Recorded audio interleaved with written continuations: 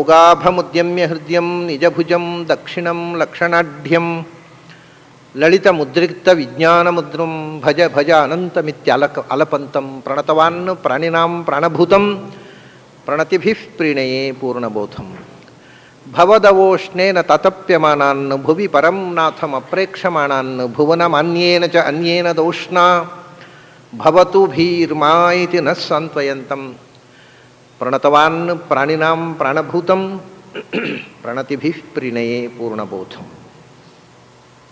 ನಾರಾಯಣಂ ಸುರಗುರುಂ ಜಗದೇಕನಾಥಂ ಭಕ್ತಪ್ರಿಯಂ ಸಕಲಲೋಕ ನಮಸ್ಕೃತಂಚ ತ್ರೈಗುಣ್ಯವರ್ಜಿತಮಜಂ ವಿಭುಮಾದ್ಯಮೀಶಂ ವಂದೇ ಭವಘ್ನಂ ಅಮರಾಸುರ ಸಿದ್ಧವಂದ್ಯಂ ನಾರಾಯಣಂ ನಮಸ್ಕೃತ್ಯ ನರಂಚೈವ ನರೋತ್ತಮಂ ದೇವೀಂ ಸರಸ್ವತೀಂ ವ್ಯಾಸಂ ತತೋ ಜಯಮುದೀರಯೇತ್.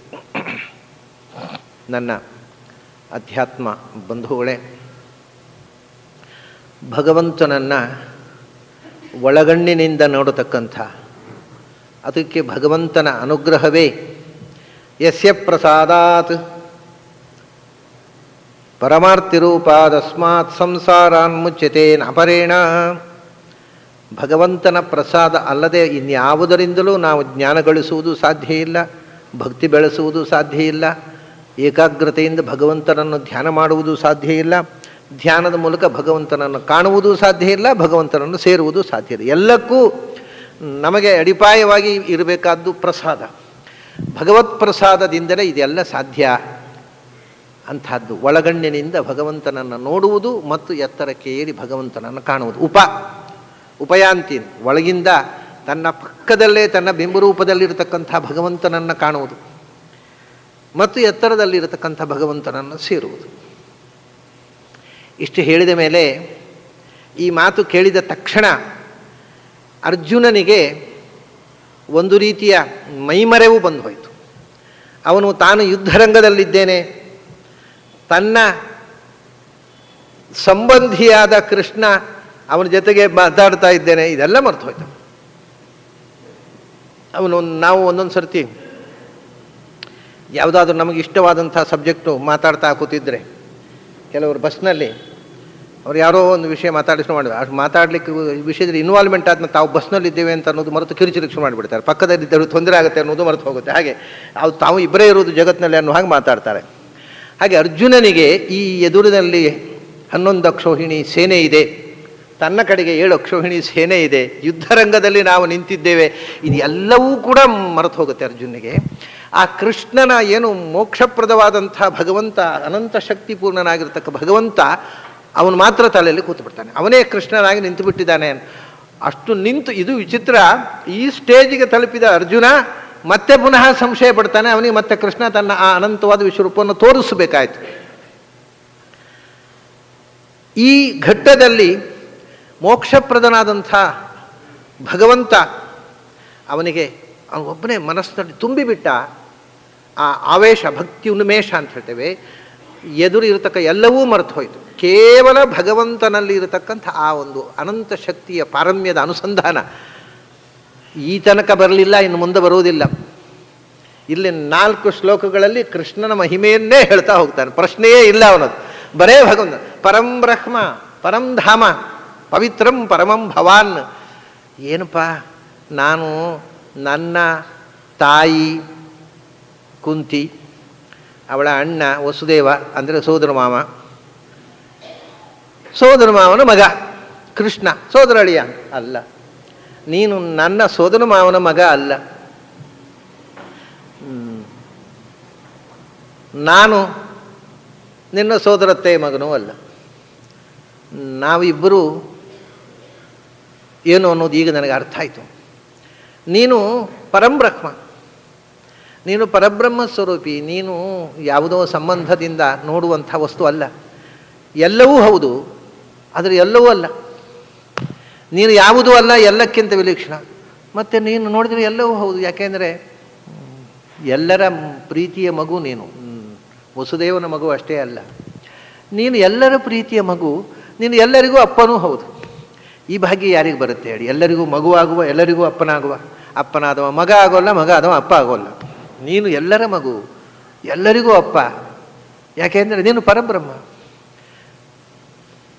ಜಗತ್ತಿನಲ್ಲಿ ಅತ್ಯಂತ ದೊಡ್ಡ ವಸ್ತುವನ್ನು ಪರಂಬ್ರಹ್ಮ ಅಂತ ನಮ್ಮಲ್ಲಿ ಉಪನಿಷತ್ನಲ್ಲಿ ಕರೆಯುವುದು. ಪರಂಬ್ರಹ್ಮ ಅಂದರೆ ಅತ್ಯಂತ ದೊಡ್ಡ, ಬ್ರಹ್ಮ ಅಂದರೆ ದೊಡ್ಡದು ಅಂತ. ಬ್ರಹ್ಮ ಅನ್ನೋ ಶಬ್ದವೇ ಸಾಕು. ಸತ್ಯಂ ಜ್ಞಾನಂ ಅನಂತಂ ಬ್ರಹ್ಮ. ಯಾವುದು ಅತ್ಯಂತ ಹಿರಿದಾದದ್ದೋ, ಯಾವುದು ಅನಂತ ಗುಣಗಳ ನೆಲೆಯೋ ಅದು ಬ್ರಹ್ಮ ಅಂತ. ಬ್ರಹ್ಮ ಅಂತಂದರೆ ಸಾಕು. ಆದರೆ ಸ್ಪಷ್ಟತೆಗೋಸ್ಕರ ಏನಂತೇವೆ ನಾವು, ಪರಬ್ರಹ್ಮ ಅಂತ. ಪರಬ್ರಹ್ಮ ಅಂದರೆ, ಬ್ರಹ್ಮ ಅಂದರೆ ದೊಡ್ಡದು. ಯಾವುದು ಎಲ್ಲಕ್ಕಿಂತ ದೊಡ್ಡದೋ, ಯಾವುದಕ್ಕಿಂತ ದೊಡ್ಡದು ಇನ್ನೊಂದಿಲ್ಲವೋ ಅದು ಪರಂಬ್ರಹ್ಮ ಅಂತ. ಸ್ಪಷ್ಟತೆಗೋಸ್ಕರ, ಪರಂ ಹಾಕದೇ ಇದ್ದರೂ ನಡೀತದೆ, ಸ್ಪಷ್ಟತೆಗೋಸ್ಕರ. ನಾವೀಗ ಆತ್ಮ ಅಂದರೆ ದೇವರೇ, ಸ್ಪಷ್ಟತೆಗೋಸ್ಕರ ಪರಮಾತ್ಮ ಅಂತ ಹೇಳೋದಿಲ್ವ? ವಿಷ್ಣು ಅಂದರೆ ಭಗವಂತನೇ, ಸ್ಪಷ್ಟತೆಗೋಸ್ಕರ ಮಹಾವಿಷ್ಣು ಅಂತ ಹೇಳೋದಿಲ್ಲ. ಮಹಾವಿಷ್ಣು ಅಂದರೆ ಏನು? ಮತ್ತೆ ಒಂದು ಜೂನಿಯರ್ ವಿಷ್ಣು ಬೇರೆ ಇದ್ದಾನೆ. ಮಹಾವಿಷ್ಣು ಅಂದರೆ ಸಣ್ಣ ವಿಷ್ಣು, ದೊಡ್ಡ ವಿಷ್ಣು ಅಂತ ಇಬ್ಬರು ಇದ್ದಾರೆ. ನಮ್ಮ ಮನೆಯಲ್ಲಿ ಹುಡುಗರು ಇರ್ಬೋದು, ಸಣ್ಣ ವಿಷ್ಣು ದೊಡ್ಡ ವಿಷ್ಣು ಅಂತ. ದೇವರಲ್ಲಿ ಸಣ್ಣದ ವಿಷ್ಣು, ದೊಡ್ಡ ವಿಷ್ಣು, ಮತ್ತು ಮಹಾವಿಷ್ಣು ಅಂದರೆ ಏನು? ಯಾರು ವಿಷ್ಣು ಅವನೇ ಮಹಾನ್, ಅದಕ್ಕೆ ಹೇಳುವುದಷ್ಟೇ. ಮತ್ತೊಬ್ಬ ಮಹಾತ್ಮ ಇದ್ದಾನೆ ಅಂತ ಅಲ್ಲ. ಮಹಾವಿಷ್ಣು ತುಂಬ ಇದು ಹೇಳ್ತಾರೆ. ಮಹೇಶ್ವರ, ಈಶ್ವರನಲ್ಲಿ ಮತ್ತು ಮಹೇಶ್ವರ ಅಂದರೆ ಏನು? ಆಮೇಲೆ ಗಣಪತಿಯಲ್ಲಿ ಮಹಾಗಣಪತಿ ಅಂದರೆ ಏನು? ನಾರಾಯಣದಲ್ಲಿ ಸತ್ಯನಾರಾಯಣ ಅಂದರೆ ಮತ್ತು ಸುಳ್ಳು ನಾರಾಯಣ ಒಬ್ಬ ಇದ್ದಾನ. ಇದೆಲ್ಲ ಒಂದೊಂದು ವಿಶೇಷ ಗುಣಗಳ ಅನುಸಂಧಾನಕ್ಕೋಸ್ಕರ ಆಜೆಕ್ಟಿವ್ಸ್. ಇದು ವ್ಯಾವರ್ತಕ ಧರ್ಮಗಳಲ್ಲ. ಸತ್ಯ ಸುಳ್ಳು ನಾರಾಯಣ ಒಬ್ಬ ಇದ್ದಾನ, ತದ್ವ್ಯಾವೃತ್ಯರ್ಥಂ ಸತ್ಯ ಇದು ಒಂದು ವ್ಯಾಖ್ಯಾನ ಬರೀಲಿಕ್ಕೆ ಬರುವುದಿಲ್ಲ. ಇವೆಲ್ಲ ಭಗವಂತನ ಅನಂತ ಗುಣ ಅನುಸಂಧಾನಕ್ಕೋಸ್ಕರ ಶಾಸ್ತ್ರಕಾರರು ಬಳಸುವ ಬೇರೆ ಬೇರೆ ವಿಧಾನಗಳು. ಹಾಗೆಯೇ ಪರಂಬ್ರಹ್ಮ, ಬ್ರಹ್ಮ ಅಂದರೆ ಎಲ್ಲಕ್ಕಿಂತ ದೊಡ್ಡ ವಸ್ತುವೇ. ಪರಂಬ್ರಹ್ಮ ಅಂದರೆ ಪರಬ್ರಹ್ಮ. ಇದಕ್ಕೊಂದು ಕಾರಣ ಇದೆ. ಏನು ಅಂದರೆ, ಬ್ರಹ್ಮ ಅನ್ನೋ ಶಬ್ದಕ್ಕೆ ದೊಡ್ಡದು ಅಂತ ಅರ್ಥ ಅಲ್ವಾ? ಇದನ್ನು ನಾವು ಬೇರೆ ಬೇರೆ ಅರ್ಥದಲ್ಲಿ ಶಾಸ್ತ್ರದಲ್ಲಿ ಬಳಸ್ತಾರೆ. ಏನು ಅಂದರೆ, ಈ ಜಗತ್ತಿನಲ್ಲಿ ಎರಡು ಸಂಗತಿಗಳಿವೆ, ಜೀವ ಮತ್ತು ಜಡ. ಪ್ರಪಂಚ ಅಂದರೆ ಎರಡೇ ತಾನೆ, ಜಡ ಮತ್ತು ಜೀವ. ಇನ್ನೇನಿಲ್ಲ, ಎರಡೇ ಸಂಗತಿ ಇರುವುದಿಲ್ಲ. ಅದರಲ್ಲಿ ಯಾವುದು ದೊಡ್ಡದು? ಜಡವೋ ಜೀವವೋ? ಜೀವ. ಜಡಕ್ಕಿಂತ ಜೀವ ದೊಡ್ಡದು. ಆದ್ದರಿಂದ ಜಡದ ಅಪೇಕ್ಷೆಯಿಂದ ಜೀವ ಬ್ರಹ್ಮ ಅಂತ ಹೇಳೋದು. ಬ್ರಹ್ಮ ಅಂತ ಅನ್ನೋದು ಜೀವ ಅಂತ ಅರ್ಥ ಇದೆ. ಈ ಶಾಸ್ತ್ರ ಪ್ರಕ್ರಿಯೆಲ್ಲ ಗೊತ್ತಿದ್ದವರಿಗೆ ಬ್ರಹ್ಮ ಗೊತ್ತಿಳಿದವನು ಬ್ರಹ್ಮನಾಗ್ತಾನೆ, ಏನು ಗಾಬರಿ ಆಗೋದಿಲ್ಲ. ಯಾವ ಕೋಶವೂ ಗೊತ್ತಿಲ್ಲ, ಭಾಷೆಯೂ ಗೊತ್ತಿಲ್ಲದೆ ಇದ್ದವರಿಗೆ ಉಪನಿಷತ್ತು ಹೋದರೆ ಗಂಡಾಂತರ. ಬ್ರಹ್ಮ ಅಂದರೆ ಜೀವ ಅಂತ ಅರ್ಥ. ಯಾಕೆ? ಜಡಕ್ಕಿಂತ ದೊಡ್ಡವ ಪ್ರಭು. ಗೀತೆಯಲ್ಲೇ ಬರ್ತದೆ, ನೈವ ಕಿಂಚಿತ್ ಕರೋತಿ ಸಹ. ಅದರಲ್ಲಿ ನಕರ್ತೃತ್ವ ನಕರ್ಮಾಣಿ.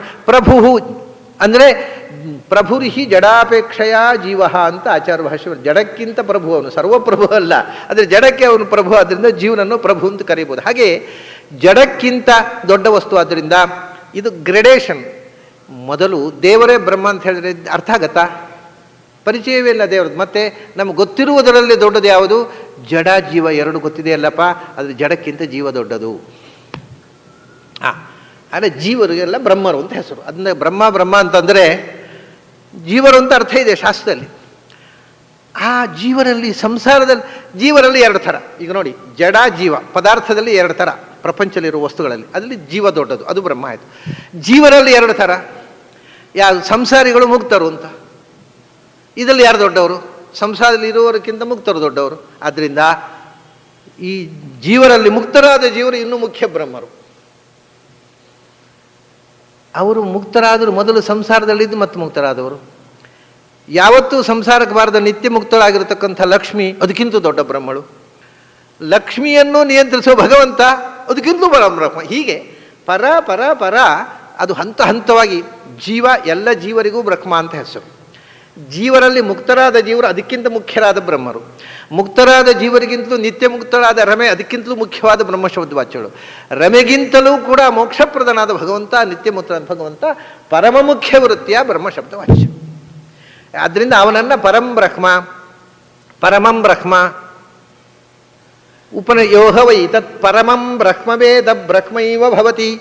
ಪರಮಬ್ರಹ್ಮನನ್ನು ತಿಳಿದರೆ ನೀನು ಬ್ರಹ್ಮ ಆಗ್ತೀಯ. ಅಂದರೆ ಎಲ್ಲಕ್ಕಿಂತ ದೊಡ್ಡ ಬ್ರಹ್ಮನನ್ನು ತಿಳಿದ್ರೆ ನೀನು ಒಂದು ಬ್ರಹ್ಮ ಆಗ್ತೀಯ. ಸುಮಾರು ಜನ ಬ್ರಹ್ಮರಿದ್ದಾರಲ್ಲ, ಗ್ರೆಡೇಷನ್, ನೀನು ಒಬ್ಬ ಬ್ರಹ್ಮ ಆಗ್ತಿ. ಪರಮಂ ಬ್ರಹ್ಮ ಭವತಿ ಅಂತ ಹೇಳಲೇ ಇಲ್ಲ. ಮತ್ತು ಬ್ರಹ್ಮ ಆಗೋದು ಅಂದರೆ ಏನು ಗೊತ್ತುಂಟ? ಇದೆಲ್ಲ ನಮ್ಮಲ್ಲಿ ಗೊಂದಲ ಏನು ಅಂದರೆ, ಭಾಷಾಶಾಸ್ತ್ರದ್ದೇ ಗೊಂದಲ. ಉಪನಿಷತ್ ಕಾಲದ ಋಷಿಗಳು ಆಡಿದ ಮಾತು, ಅವರ ಬಳಕೆಯ ಆ ಒಂದು ಯೂಸೇಜು ನಮಗೆ ತಪ್ಪಿ ಹೋಗಿ ನಾವು ಅದನ್ನು ತಪ್ಪು ಅರ್ಥ ಮಾಡಿಕೊಳ್ಳುವುದಕ್ಕೆ ಕಾರಣ ಆಗಿ ನಾನಾ ಬಗೆಯ ಅರ್ಥಗಳು ಹುಟ್ಟಿದವು. ಈಗ ಶಾಸ್ತ್ರಕಾರ ಏನು ಹೇಳಿದರು? ನೀನು ಬ್ರಹ್ಮನನ್ನು ತಿಳಿದರೆ ನೀನೂ ಬ್ರಹ್ಮ ಆಗ್ತೀಯ ಅಂತ ಹೇಳಿದರು. ಅಲ್ವಾ? ಏನು ಹಾಗಂದರೆ, ಈಗ ಒಂದು ಮಾತು ಹೇಳ್ತಾರೆ, ಲೋಕದಲ್ಲಿ ಹೇಳೋದಿಲ್ವ, ಇವನು ಒಬ್ಬ ವ್ಯಕ್ತಿ, ಇವನು ಇಂಥವ್ರ ಮಗ, ಹೌದು ಅಂಥವ್ರ ಮಗ ಹೌದು, ಆದರೆ ಅವನಿಗೂ ಮದುವೆ ಆಯಿತು, ಮದುವೆ ಆದಮೇಲೆ ಅವನು ಮಗ ಆಗಿದ್ದು ಅಪ್ಪ ಆದ, ಅವನಿಗೊಂದು ಮಗು ಹುಟ್ಟಿತು, ಅಪ್ಪ ಆದ. ಆದರೆ ಯಾರಿಗೆ ಮಗನೋ ಅವರಿಗೆ ಅಪ್ಪ ಅಲ್ಲ, ಅವನಿಗೆ ಬೇರೊಂದು ಮಗುವಿಗೆ ಅಪ್ಪ ಆದ. ಆದ್ದರಿಂದ ಮಗನೂ ಕೂಡ ಒಂದು ದಿವಸ ಅಪ್ಪ ಆಗ್ತಾನೆ. ಯಾರಿಗೆ? ಅಪ್ಪನಿಗೆ ಅಪ್ಪ ಆಗೋದಲ್ಲ. ಅಲ್ಲ, ಈಗಿನ ಹುಡುಗರು ಆಗಬೇಕು ಅಂತ ಪ್ರಯತ್ನ ಪಡ್ತಾರೆ, ಅದು ನಿಜ, ಅಪ್ಪನಿಗೆ ಅಪ್ಪ ಆಗೋದಲ್ಲ, ಅವನಿಗೆ ಹುಟ್ಟಿದ ಮಗುವಿಗೆ ಅಪ್ಪ ಆಗೋದು ಅಷ್ಟೇ. ಆದ್ದರಿಂದ ಮಗನಾದವನು ಒಂದು ದಿವಸ ಅಪ್ಪನಾಗ್ತಾನೆ. ಹಾಗೆಯೇ ನೀನು ಒಂದು ದಿವಸ ಬ್ರಹ್ಮನಾಗ್ತೀಯ ಅಂದರೆ ಅದೇ ಬ್ರಹ್ಮ ಆಗೋದಲ್ಲ, ನಿನಗೆ ಒಂದು ಮಗು ಹುಟ್ಟುತ್ತಲ್ಲ, ಅದಕ್ಕೆ ನೀನು ಅಪ್ಪ ಆದ ಹಾಗೆ ನೀನು ಜ್ಞಾನದಿಂದ ಪೂರ್ಣವನ್ನು ತಿಳಿದವ ನೀನು ನಿನ್ನ ಪೂರ್ಣತೆಯನ್ನು ಪಡಿತೀವಿ. ಇಷ್ಟೇ ಇಲ್ಲಿ. ಯಾರು ಪರಿಪೂರ್ಣವನ್ನು ತಿಳಿದರೋ ಅವರು ತಮ್ಮ ಸ್ವಯೋಗ್ಯತಾನುಸಾರವಾಗಿ ತಮ್ಮ ತಮ್ಮ ವ್ಯಕ್ತಿತ್ವದ ಪೂರ್ಣತೆಯನ್ನು ಪಡಿತಾರೆ. ಯಾವ ಗೊಂದಲವೂ ಇಲ್ಲ, ಏನು ಲಕ್ಷಣ ಮಾಡುವುದು ಬೇಡ. ಸರಿಯಾಗಿ ಭಾಷೆ ಗೊತ್ತಿದ್ದವರಿಗೆ ಆಗುವುದು ಹೀಗೆ ಅರ್ಥ. ಭಾಷೆ ಗೊತ್ತಿಲ್ಲದಿದ್ದವರು ವ್ಯಾಖ್ಯಾನ ಮಾಡಲಿಕ್ಕೆ ಹೋದರೆ ಸಂಸ್ಕೃತದಲ್ಲಿ ಇವತ್ತೇನು ಅಂದರೆ, ಇವತ್ತು ಸಂಸ್ಕೃತ ಭಾಷೆ ಸರಿ ಬಾರದೇ ಇದ್ದವರೇ ವೇದಾಂತ ಚಕ್ರವರ್ತಿಗಳು, ಸಂಸ್ಕೃತ ಭಾಷಾ ಚಕ್ರವರ್ತಿಗಳು ಆಗಿಬಿಡ್ತಾರೆ. ಅದು ಭಾರಿ ಕಷ್ಟ. ಸಂಸ್ಕೃತ ಭಾಷೆ ಬಂದಿರೋದಿಲ್ಲ, ಅವರಿಗೆ ಬರುವುದಿಲ್ಲ ಅನ್ನೋದು ಸಾಮಾನ್ಯ ಜನರಿಗೆ ಗೊತ್ತಿರೋದಿಲ್ಲ. ಅದರಿಂದ ಅವ್ರ ದೃಷ್ಟಿಯಲ್ಲಿ ಅವರು ಚಕ್ರವರ್ತಿಗಳು. ಪರಂ ಬ್ರಹ್ಮಾನ್ ಅಂದರೆ ಜಗತ್ತಿನಲ್ಲಿ ಬ್ರಹ್ಮ ಅಂದರೆ ಬೃಹಿ ವೃದ್ಧವು ಬೃಹ ವೃದ್ಧವು ಅಂತ ಎರಡು ಧಾತು ಇದೆ. ಅವನ ಬ್ರಹ್ಮ ಯಾಕೆ ಅಂದರೆ ಬೃಹತಿ ಬ್ರಹ್ಮಯತಿ ಚ ಅಂತ. ಬೃಹತಿ ಅದು ಬರ್ಹತಿ ಅಂತ ಒಂದು ರೂಪ ವ್ಯಾಕರಣದವರು ಹೇಳ್ತಾರೆ, ಪ್ರಾಚೀನ ರೂಪ ಬೃಹತಿ ಅಂತಲೇ. ಬೃಹತಿ ಬ್ರಹ್ಮಯತಿ ಚ, ತಾನು ಎಲ್ಲಕ್ಕಿಂತ ದೊಡ್ಡವನಾಗಿದ್ದಾನೆ ಮತ್ತು ನಂಬಿದವರನ್ನು ಎತ್ತರಕ್ಕೆ ಏರಿಸ್ತಾನೆ. ಬ್ರಹ್ಮ ಅಂದರೆ ಬೃಹತಿ, ತಾನು ಎಲ್ಲಕ್ಕಿಂತ ದೊಡ್ಡವನಾಗಿದ್ದಾನೆ. ಮತ್ತು ಬ್ರಹ್ಮಯತಿ, ನಾವು ಅವನನ್ನು ಉಪಾಸನೆ ಮಾಡಿದರೆ ನಮ್ಮನ್ನು ಪೂರ್ಣರನ್ನಾಗಿ ಮಾಡ್ತಾನೆ. ಬ್ರಹ್ಮೈವ ಭವತಿ, ಇಲ್ಲಿ ಅದನ್ನೇ ಹೇಳೋದು, ನಮ್ಮನ್ನು ಬ್ರಹ್ಮರನ್ನಾಗಿ ಯಾರು ನಮ್ಮನ್ನು ಬ್ರಹ್ಮರನ್ನಾಗಿ ಅಂದರೆ ನಮ್ಮನ್ನು ಪೂರ್ಣ, ನಮ್ಮ ಯೋಗ್ಯತೆಗೆ ತಕ್ಕಂತೆ ನಮ್ಮ ಪೂರ್ಣ ಅಭಿವ್ಯಕ್ತಿ ಕಾರಣವಾಗಿ ನಮ್ಮನ್ನು ಪರಿಪೂರ್ಣ ವ್ಯಕ್ತಿತ್ವವುಳ್ಳವರನ್ನಾಗಿ ಮಾಡ್ತಾನೋ ಅವನು ಬ್ರಹ್ಮ. ಹಾಗಾಗಿ ನೀನು ಸ್ವಯಂ ಪರಿಪೂರ್ಣ. ನಾನು ಪೂರ್ಣತೆಯ ಎಡೆಗೆ ಸಾಗಬೇಕಾಗಿದ್ದರೆ ನಿನ್ನ ಅನುಗ್ರಹ ಬೇಕು. ಇದು ಮೊದಲು ಎತ್ತುಕೊಂಡು ಅರ್ಜುನ ಹೇಳೋ ಮಾತು. ಪರಂ ಬ್ರಹ್ಮ, ನೀನು ಪರಿಪೂರ್ಣವಾದ ಬ್ರಹ್ಮ, ನಾನು ಬ್ರಹ್ಮ ಆಗಬೇಕು, ನನ್ನ ವ್ಯಕ್ತಿತ್ವದ ಪೂರ್ಣತೆಯನ್ನು ಕಾಣಬೇಕು. ಅಪರೋಕ್ಷ ಜ್ಞಾನ ಆಗಿದೆ, ಆದರೂ ಇನ್ನೂ ಪೂರ್ಣ ಪ್ರಾರಬ್ಧ ಕರ್ಮ ನಾಶ ಆಗಲಿಲ್ಲ. ಅರ್ಜುನ ಏನು ಸಾಮಾನ್ಯನೋ, ಈ ಮಾತಾಡುವವ ಸಾಕ್ಷಾತ್ ಇಂದ್ರಾವತಾರ, ಭಗವಂತನ ಅಪರೋಕ್ಷ ಜ್ಞಾನ ಆದಂಥ ವ್ಯಕ್ತಿ. ಅವನು ಹೇಳ್ತಾನೆ, ನನಗೆ ಇನ್ನೂ ಪೂರ್ಣತೆ ಬರಲಿಲ್ಲ, ನನ್ನ ಪ್ರಾರಬ್ಧ ಕರ್ಮಗಳೆಲ್ಲ ನೀಗಿ ನಾನು ನಿನ್ನ ಬಳಿಗೆ ಬಂದಾಗ ನನಗೆ ಆ ಪೂರ್ಣತೆ ಸಾಧ್ಯವಾಗುತ್ತೆ. ಅಂಥ ಪೂರ್ಣತೆ ನಾನು ನಿನ್ನಿಂದ ಪಡೆಯಬೇಕು. ಬ್ರಹ್ಮಯತಿ ಇತಿ ಬ್ರಹ್ಮ, ನೀನು ಅದನ್ನು ಕೊಡಬೇಕು. ನಿನ್ನ ಅನುಗ್ರಹದಿಂದ ನಾನು ಪರಿಪೂರ್ಣತೆಯನ್ನು ಪಡೆಯಬೇಕು. ನೀನು ಸದಾ ಪರಿಪೂರ್ಣ, ಪರಂ ಬ್ರಹ್ಮ. ಮತ್ತು ಪರಂ ಧಾಮ, ಇದು ವಿಷ್ಣು ಸಹಸ್ರನಾಮದಲ್ಲಿ ಮುಂದೆ ಭೀಷ್ಮಾಚಾರ್ಯ ಹೇಳ್ತಾರೆ, ಪರಮಂ ಯೋ ಮಹದ್ ಬ್ರಹ್ಮ ಪರಮಂ ಯಃ ಪರಾಯಣಂ. ಅದೇ ಪರಂ ಬ್ರಹ್ಮ ಅನ್ನೋದನ್ನೇ ಇಲ್ಲಿ ಪರಮಂ ಯೋ ಯಃ ಪರಂ ಬ್ರಹ್ಮ, ಪರಮ ಪರಬ್ರಹ್ಮ ಅಂತ ಹೇಳಿದ್ರು. ಅಲ್ಲಿ ಇನ್ನೂ ಪರಮ ಎರಡೆರಡು ಸೇರಿಸಿದ್ದಾರೆ, ಅದನ್ನೇ ಇಲ್ಲಿ ಪರಂ ಬ್ರಹ್ಮ ಅಂತ ಹೇಳಿದ್ರು. ಪರಮ ಪರಾಯಣ ಅದನ್ನೇ ಪರಂಧಾಮ ಅಂತ ಹೇಳ್ತಾರೆ. ಧಾಮ ಅಂದರೆ ಆಶ್ರಯ, ಶೆಲ್ಟರ್, ನೆಲೆ. ನೀನು ಎಲ್ಲರಿಗೂ ಆಶ್ರಯ. ನಿನ್ನನ್ನು ಆಶ್ರಯಿಸದೇ ಇದ್ದವರು ಯಾರೂ ಇಲ್ಲ. ಮುಕ್ತರಿಗೂ ಆಶ್ರಯ, ಅಮುಕ್ತರಿಗೂ ಆಶ್ರಯ. ನಿನ್ನ ನಂಬಿದವರಿಗೂ ನೀನೇ ಆಶ್ರಯ, ನಿನ್ನ ನಂಬದವರಿಗೂ ನೀನೇ ಆಶ್ರಯ. ಅದರಿಂದ ಪರಂಧಾಮ, ನೀನು ಎಲ್ಲರಿಗೂ ಆಶ್ರಯ. ನಿನ್ನನ್ನು ಆಶ್ರಯಿಸದೆ ಸ್ವತಂತ್ರವಾಗಿರತಕ್ಕಂಥ ಒಂದೂ ವಸ್ತುವು ಈ ಜಗತ್ತಿನಲ್ಲಿಲ್ಲ. ಅದರಿಂದ ನೀನೇ ಸರ್ವಸ್ವತಂತ್ರ, ನಾವೆಲ್ಲರೂ ನಿನ್ನ ಅಧೀನರು. ಯಾಕೆ ನೀನು ಧಾಮ, ನಿನ್ನ ಆಶ್ರಯದಲ್ಲಿ ಇರುವವರು ನಾವು ಬಾಡಿಗೆ ಮನೆಯಲ್ಲಿ ಇರುವವರು. ನೀನು ಮನೆ ಕೊಟ್ಟವ, ನೀನು ಧಾಮ ಅಂದರೆ ಮನೆ, ಆಶ್ರಯ. ಆ ಆಶ್ರಿತರು ನಾವು. ನೀನು ಆಶ್ರಯದಾತ, ನಾವು ಆಶ್ರಿತರು. ಆ ಆಶ್ರಯಗಳು ತುಂಬ ಇದೆ, ಅದಕ್ಕೆ ಪರಂಧಾಮ ಅಂತ. ನಮ್ಮನ್ನು ಎಲ್ಲ ತತ್ವಾಭಿಮಾನ ದೇವತೆಗಳು ನಮಗೆ ಆಶ್ರಯ ಕೊಟ್ಟು ನಮ್ಮಿಂದ ಕೆಲಸ ಮಾಡಿಸ್ತಾ ಇದ್ದಾರೆ. ಕಣ್ಣಿನಲ್ಲಿ ಇದ್ದು ಸೂರ್ಯ ಕಣ್ಣಿನ ಕೆಲಸ ಮಾಡಿ ನಮಗೆ ಆಶ್ರಯ ಕೊಟ್ಟಿದ್ದಾನೆ. ಕಿವಿಯಲ್ಲಿ ಚಂದ್ರ, ಮೂಗಿನಲ್ಲಿ ಅಶ್ವಿ ದೇವತೆಗಳು, ಬಾಯಲ್ಲಿ ಅಗ್ನಿ, ರಸನೆಯಲ್ಲಿ ವರುಣ, ಹೀಗೆ ತತ್ಕಾಲಿನಲ್ಲಿ ಜಯಂತ ಮತ್ತು ಶಂಭು, ಕೈಯಲ್ಲಿ ಇಂದ್ರ, ಅದು ಇಂದ್ರಪುತ್ರರಾದ ಶಂಭು ಜಯಂತರು. ಎಲ್ಲ ಇಂದ್ರಿಯಗಳಲ್ಲೂ ದೇವತೆಗಳು ಬೇರೆ ಬೇರೆ ಒಳಗಿಂದ ಗರುಡಶೇಷ ರುದ್ರರು, ಪ್ರಾಣದೇವರು, ಬ್ರಹ್ಮದೇವರು, ಜೀವಕಲೆ, ಇವರೆಲ್ಲರೂ ಕೂಡ ನಮಗೆ ಧಾಮ ಆಶ್ರಯರಾಗಿ ನಮ್ಮ ಬದುಕನ್ನು ನಡೆಸುವವರೇ, ಸಂಸಾರದಲ್ಲಿಯೂ ಮೋಕ್ಷದಲ್ಲಿಯೂ. ಇವರಿಗೂ ಆಶ್ರಯ ನೀನು. ಇವರೆಲ್ಲ ಒಂದೊಂದು ಏಕದೇಶದ ಆಶ್ರಯರಾದರೆ ಸರ್ವಾಶ್ರಯ. ನಮಗೆ ಅವರ ಆಶ್ರಯ, ಅವರಿಗೆ ಯಾರು? ಅದೇ ಅವ್ರು ಎಲ್ಲ ಚತುರ್ಮುಖ ಎಲ್ಲ ಜೀವರಿಗೂ ಪ್ರಾಣದೇವರಿಗೆ ಚತುರ್ಮುಖನಿಗೆ ಯಾರು? ಅವರಿಗೂ ಆಶ್ರಯ ಭಗವಂತ. ಭಗವಂತನಿಗೆ ಯಾರು? ಅವನು ಸ್ವೇ ಮಹಿಮ್ನೆ ಪ್ರತಿಷ್ಠಿತ, ಅವನಿಗೆ ಇನ್ನೊಬ್ಬರ ಆಶ್ರಯ ಇಲ್ಲ. ಅದರಿಂದ ಎಲ್ಲರಿಗೂ ಆಶ್ರಯ ಕೊಡತಕ್ಕವ, ಸರ್ವಾಶ್ರಯ. ನಾವೆಲ್ಲರೂ ನಿನ್ನಲ್ಲಿ ಆಶ್ರಿತರು, ನೀನು ಸರ್ವಾಶ್ರಯ, ಪರಂಧಾಮ. ಹಾಗಾಗಿ ರಣಭೂಮಿಯಲ್ಲಿ ಅಷ್ಟೇ ಅಲ್ಲ, ಬದುಕಿನಲ್ಲಿ ಅಷ್ಟೇ ಅಲ್ಲ, ಸಮಸ್ತ ಜೀವದ ಆ ಅನಂತ ಯಾತ್ರೆಯಲ್ಲಿ ಆಶ್ರಯದಾತನಾಗಿ ಉದ್ಧಾರ ಮಾಡತಕ್ಕವ ನೀನು, ಪರಂಧಾಮ. ಅದೇ ಪರಾಯಣ. ಅಯನ ಅಂದರೂ ಆಶ್ರಯ ಅಂತ ಅರ್ಥ, ಪರಾಯಣ.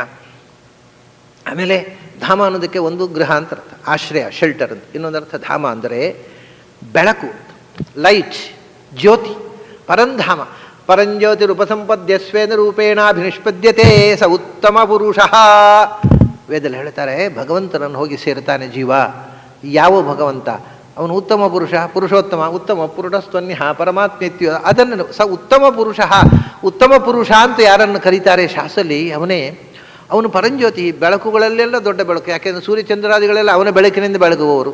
ಅವನು ಸ್ವಯಂ ಪ್ರಕಾಶ.